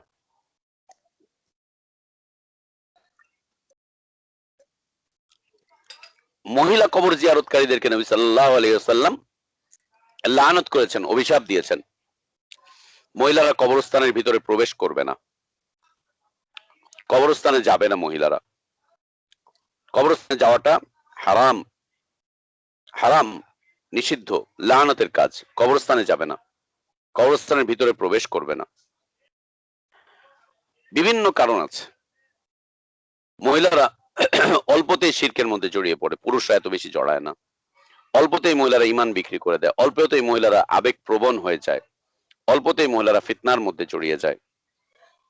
এবং আপনাদের জানা থাকার কথা, দাজ্জাল যখন পৃথিবীতে আসবে, দাজ্জালের অধিকাংশ অনুসারী কারা হবে? পুরুষরা না মহিলারা? মহিলারা অধিকাংশ অনুসারী হবে। নবী সাল্লাল্লাহু আলাইহি ওয়াসাল্লাম বলছেন ফিতনার সময় তোমরা তোমাদের মহিলাদেরকে ঘরের ভিতরে, বলে যেন ঘর থেকে না বের হয়, বাইরে বের হলেই ফিতনার মধ্যে জড়িয়ে পড়বে। মার্কেটে যাচ্ছে ফিতনার মধ্যে জড়াচ্ছে, শপিং এ যাচ্ছে ফিতনার মধ্যে জড়াচ্ছে, অফিসে যাচ্ছে ফিতনায় জড়াচ্ছে, ব্যবসা করছে মহিলারা ফিতনার মধ্যে জড়াচ্ছে, কলেজে যাচ্ছে ফিতনার মধ্যে জড়াচ্ছে, ইউনিভার্সিটিতে যাচ্ছে ফিতনার মধ্যে জড়াচ্ছে, স্কুলে যাচ্ছে ফিতনার মধ্যে জড়াচ্ছে। এগুলো কি ভেঙে ভেঙে বলতে হবে নাকি? না জানা আছে আপনাদের? নাকি এগুলো সম্পর্কে কোনো খবরই নেই আপনাদের? সবই জানেন কিন্তু চোখ বন্ধ করে আছেন, কান বন্ধ করে আছেন, দেখেও না দেখার ভান করছেন কেন? যদি দেখে ফেলার ভান করেন যে হ্যাঁ আমি দেখেছি, আমি জানি, তাহলে আপনার মেয়েটাকে আপনি ওখানে দিবেন না। না দিলে বংশের লোকজন কি বলবে, আরে মেয়েটার মূর্খ বানাচ্ছিস তুই, এই বানাচ্ছিস তুই, ওই বানাচ্ছিস তুই। আরে এত এত কড়াকড়ির কি আছে? যদি আপনি জেনে জানার মতো করে আচরণ করেন, তাহলে তো আপনি আর ভাবিটাকে, আমার বোনটাকে আপনি আর মার্কেটে পাঠাতে পারবেন না। তো আলু পেঁয়াজ কেনাটা কষ্টকর হয়ে যাবে, গুড়া মাছ আর পচা মাছ কেনাটা কষ্টকর হয়ে যাবে। অতএব আপনি একটু শান্তিতে ঘরে ঘুমাতে চান, আর আমার বোনটাকে আপনি বাজারে দিয়ে বাজার করাতে চান, এই তো ব্যাস। আর কি, আর কি? নবী সাল্লাল্লাহু আলাইহি ওয়াসাল্লাম আদেশ করেছেন ফিতনার সময় তোমরা তোমাদের নারীদেরকে ঘরের মধ্যে রেখো, ঘর থেকে বেরোতে দিও না, ঘর থেকে বেরোতে দিও না, বেরোতে নিষেধ করা হয়েছে। খুব অল্পতেই মহিলারা ফিতনার মধ্যে জড়িয়ে পড়ে, কারণ চিন্তা শক্তি কম, বুঝের অভাব। মহিলারা অধিকাংশ ক্ষেত্রে আবেগ দিয়ে সবকিছু দেখার চেষ্টা করে। আল্লাহ তাদের অন্তরগুলোকে নরম করেছেন, অন্তরগুলোকে নরম করেছেন, শক্ত হতে পারে না অনেক ক্ষেত্রেই, সুদূর প্রসারী চিন্তা করতে পারে না, ভাবতে পারে না, অনেক কিছুই দিমাগের মধ্যে থাকে না, মন মস্তিষ্ক থেকে অনেক কিছুই হারিয়ে যায়, এই জন্য বুঝতে পারে না, খুব অল্পতেই ফিতনার মধ্যে জড়িত হয়ে যায়, খুব অল্পতেই। আমার নিজের চোখে দেখা, আমার নিজের চোখে দেখা কবরস্থানে, আমাদের এই যে আশপাশে এলাকায় এখন তো মহিলাদের জন্য কবরস্থানের ভিতরে জায়গা করে দিয়েছে, নর্মাল সরকারি কবরস্থান তো, কে কাকে ঠেকায়, সব যাচ্ছে আসতেছে। মহিলাদেরকে গিয়ে দেখা যাচ্ছে কবরের উপরে গিয়ে গড়াগড়ি করছে, স্বামী মরে গিয়েছে 3 দিন 7 দিন পরে কবরের উপরে গিয়ে গড়াগড়ি করছে, কবরের কাছে গিয়ে কবরের মাটির মধ্যে হাত রেখে ওখান থেকে ডাকতেছে, কই গো তুমি, কই গেলা গো, কই কি করলা, আমারে রেখা তুমি চইলা গেলা গো, কান্নাকাটি করছে, মাতম করছে, চিল্লাচিল্লি করছে, হাউমাউ করছে। পাশে পুরুষরা দাঁড়ায় আছে, ছেলে দাঁড়ায় আছে, তেমন কিছুই করছে না, তেমন কিছুই করছে না, চুপচাপ দাঁড়িয়ে আছে, দোয়া করছে বা কিছু করছে। তো মহিলারা গিয়ে ওখানে নিজেদেরকে রক্ষা করতে পারে না, আবেগ প্রবণতার কারণে বিভিন্ন ধরনের ক্ষতি হয়ে যায়, বিভিন্ন ক্ষতিকর বিষয়বস্তু আছে এর মধ্যে। এই জন্য নবী সাল্লাল্লাহু আলাইহি সাল্লাম লানত করেছেন, খুব বেশি লানত করেছেন। কবরস্থানের ভিতরে কোনোভাবেই প্রবেশ করবে না। যদি একান্ত যাওয়া আসার প্রয়োজন হয় তাহলে কবরের বাইরে দিয়ে, রাস্তা দিয়ে হাঁটাচলা করবে, কোথাও যাচ্ছে আসছে, কবরস্থান তো কবরস্থান, এর বাইরে যে রাস্তা আছে রাস্তা দিয়ে চলাচল করবে, কিন্তু কবর জিয়ারত করতে পারবে না। মহিলাদের জন্য কবর জিয়ারত করা বৈধতা নেই, ইসলামে বৈধতা দেয় না। নবী সাল্লাল্লাহু আলাইহি ওয়াসাল্লাম লানত করেছেন, লানত করেছেন। এখন যে সমস্ত ভাইরা আপনাদের ওখানে ভিআইপি এরিয়া কবরস্থানে জায়গা কিনে রেখেছেন, তারা যখন মারা যায় তাদের কবর দাফন করার জন্য তো তাদের স্ত্রীরা যায়, মেয়েরা যায়, মেয়েরা যাচ্ছে, যেহেতু কালচার ওখানকার ওইটা। খ্রিস্টানদের কবরস্থানে কবর দিয়েছে, খ্রিস্টানদের মহিলারা পর্যন্ত যাচ্ছে, দূর থেকে দাঁড়াচ্ছে, ফুল দিচ্ছে, এই করছে সেই করছে। লা ইলাহা ইল্লাল্লাহ।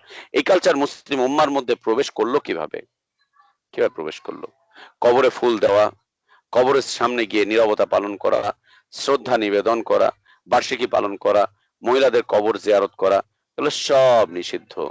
আপনারা যারা সিলেটের লোকজন আছেন, আজকের এই প্রোগ্রামে যারা সিলেটের লোকজন আছেন, আপনাদের এলাকায় তো দুইজন বড় বড় আল্লাহর ওলি ছিলেন না, একজন মামা আর একজন ভাগিনা, দুইজনই গরম তরিকার। মামার চাইতে ভাগিনারটা আবার গরম বেশি, তাই না ভাই? কি যে গরম! শীতের মৌসুমে ওই এলাকায় জাহান্নামের আযাব থাকে, শীতের মৌসুমেও ওই এলাকায় তীব্র গরম থাকে, তাই না ভাই? বাইগনার গরম, বাইগনার গরমের চোটে মামা মইরা গেছে, কত কিছু। হ্যাঁ, মামা বাইগনার খেলা, কি যে খেলা খেলছে। ওইখানে মহিলাদের জন্য বিশাল একটা আয়োজন থাকে, মাজার জিয়ারতিদের শেড, মহিলা জিয়ারতি শেড, সব মহিলা কি অবস্থায় পড়ে আছে, শুয়ে আছে, এই করছে সেই করছে, কান্নাকাটি করছে। লা ইলাহা ইল্লাল্লাহ। জায়েজ নাই, হারাম, নিষিদ্ধ। কোনোভাবেই মহিলারা কবর জিয়ারত করতে যাবে না, কোনোভাবেই জিয়ারত করতে যাবে না। মহিলারা কবরস্থানে যাওয়া থেকে বিরত থাকবে। কবরস্থানে যাওয়ার বিধান আল্লাহ তাবারক ওয়া তাআলা পুরুষদের জন্য দিয়েছেন। দাফন করতেও যাবে পুরুষরা, দাফন করতেও যাবে পুরুষরা, জিয়ারত করতেও যাবে পুরুষরা। নারীদের কবর জিয়ারত করার কোনো সুযোগ ইসলাম রাখেনি। আল্লাহ তাবারক ওয়া তাআলা আমাদেরকে দিন জেনে বুঝে দিন মানার তৌফিক দান করেন, দিনের উপরে পরিচালিত করেন, দিনের উপরে চলে সৌভাগ্য অর্জন করার তৌফিক আল্লাহ আমাদেরকে দান করেন। আমিন। আল্লাহু আ'লাম ওয়া সাল্লাল্লাহু আলা নবিয়িনা মুহাম্মদ ওয়া আলা আলিহি ওয়া সাহবিহি আজমাইন। আসসালামু আলাইকুম মতি ভাই। আসসালামু আলাইকুম। ইনশাআল্লাহ, ছেড়ে দেন জাযাকাল্লাহ। আজকে। জি। জি ইনশাআল্লাহ, ইনশাআল্লাহ মতি ভাই, অনেক ইয়ে হইছে আজকে আসসালামু আমাদের। আলাইকুম। আসসালামু আলাইকুম।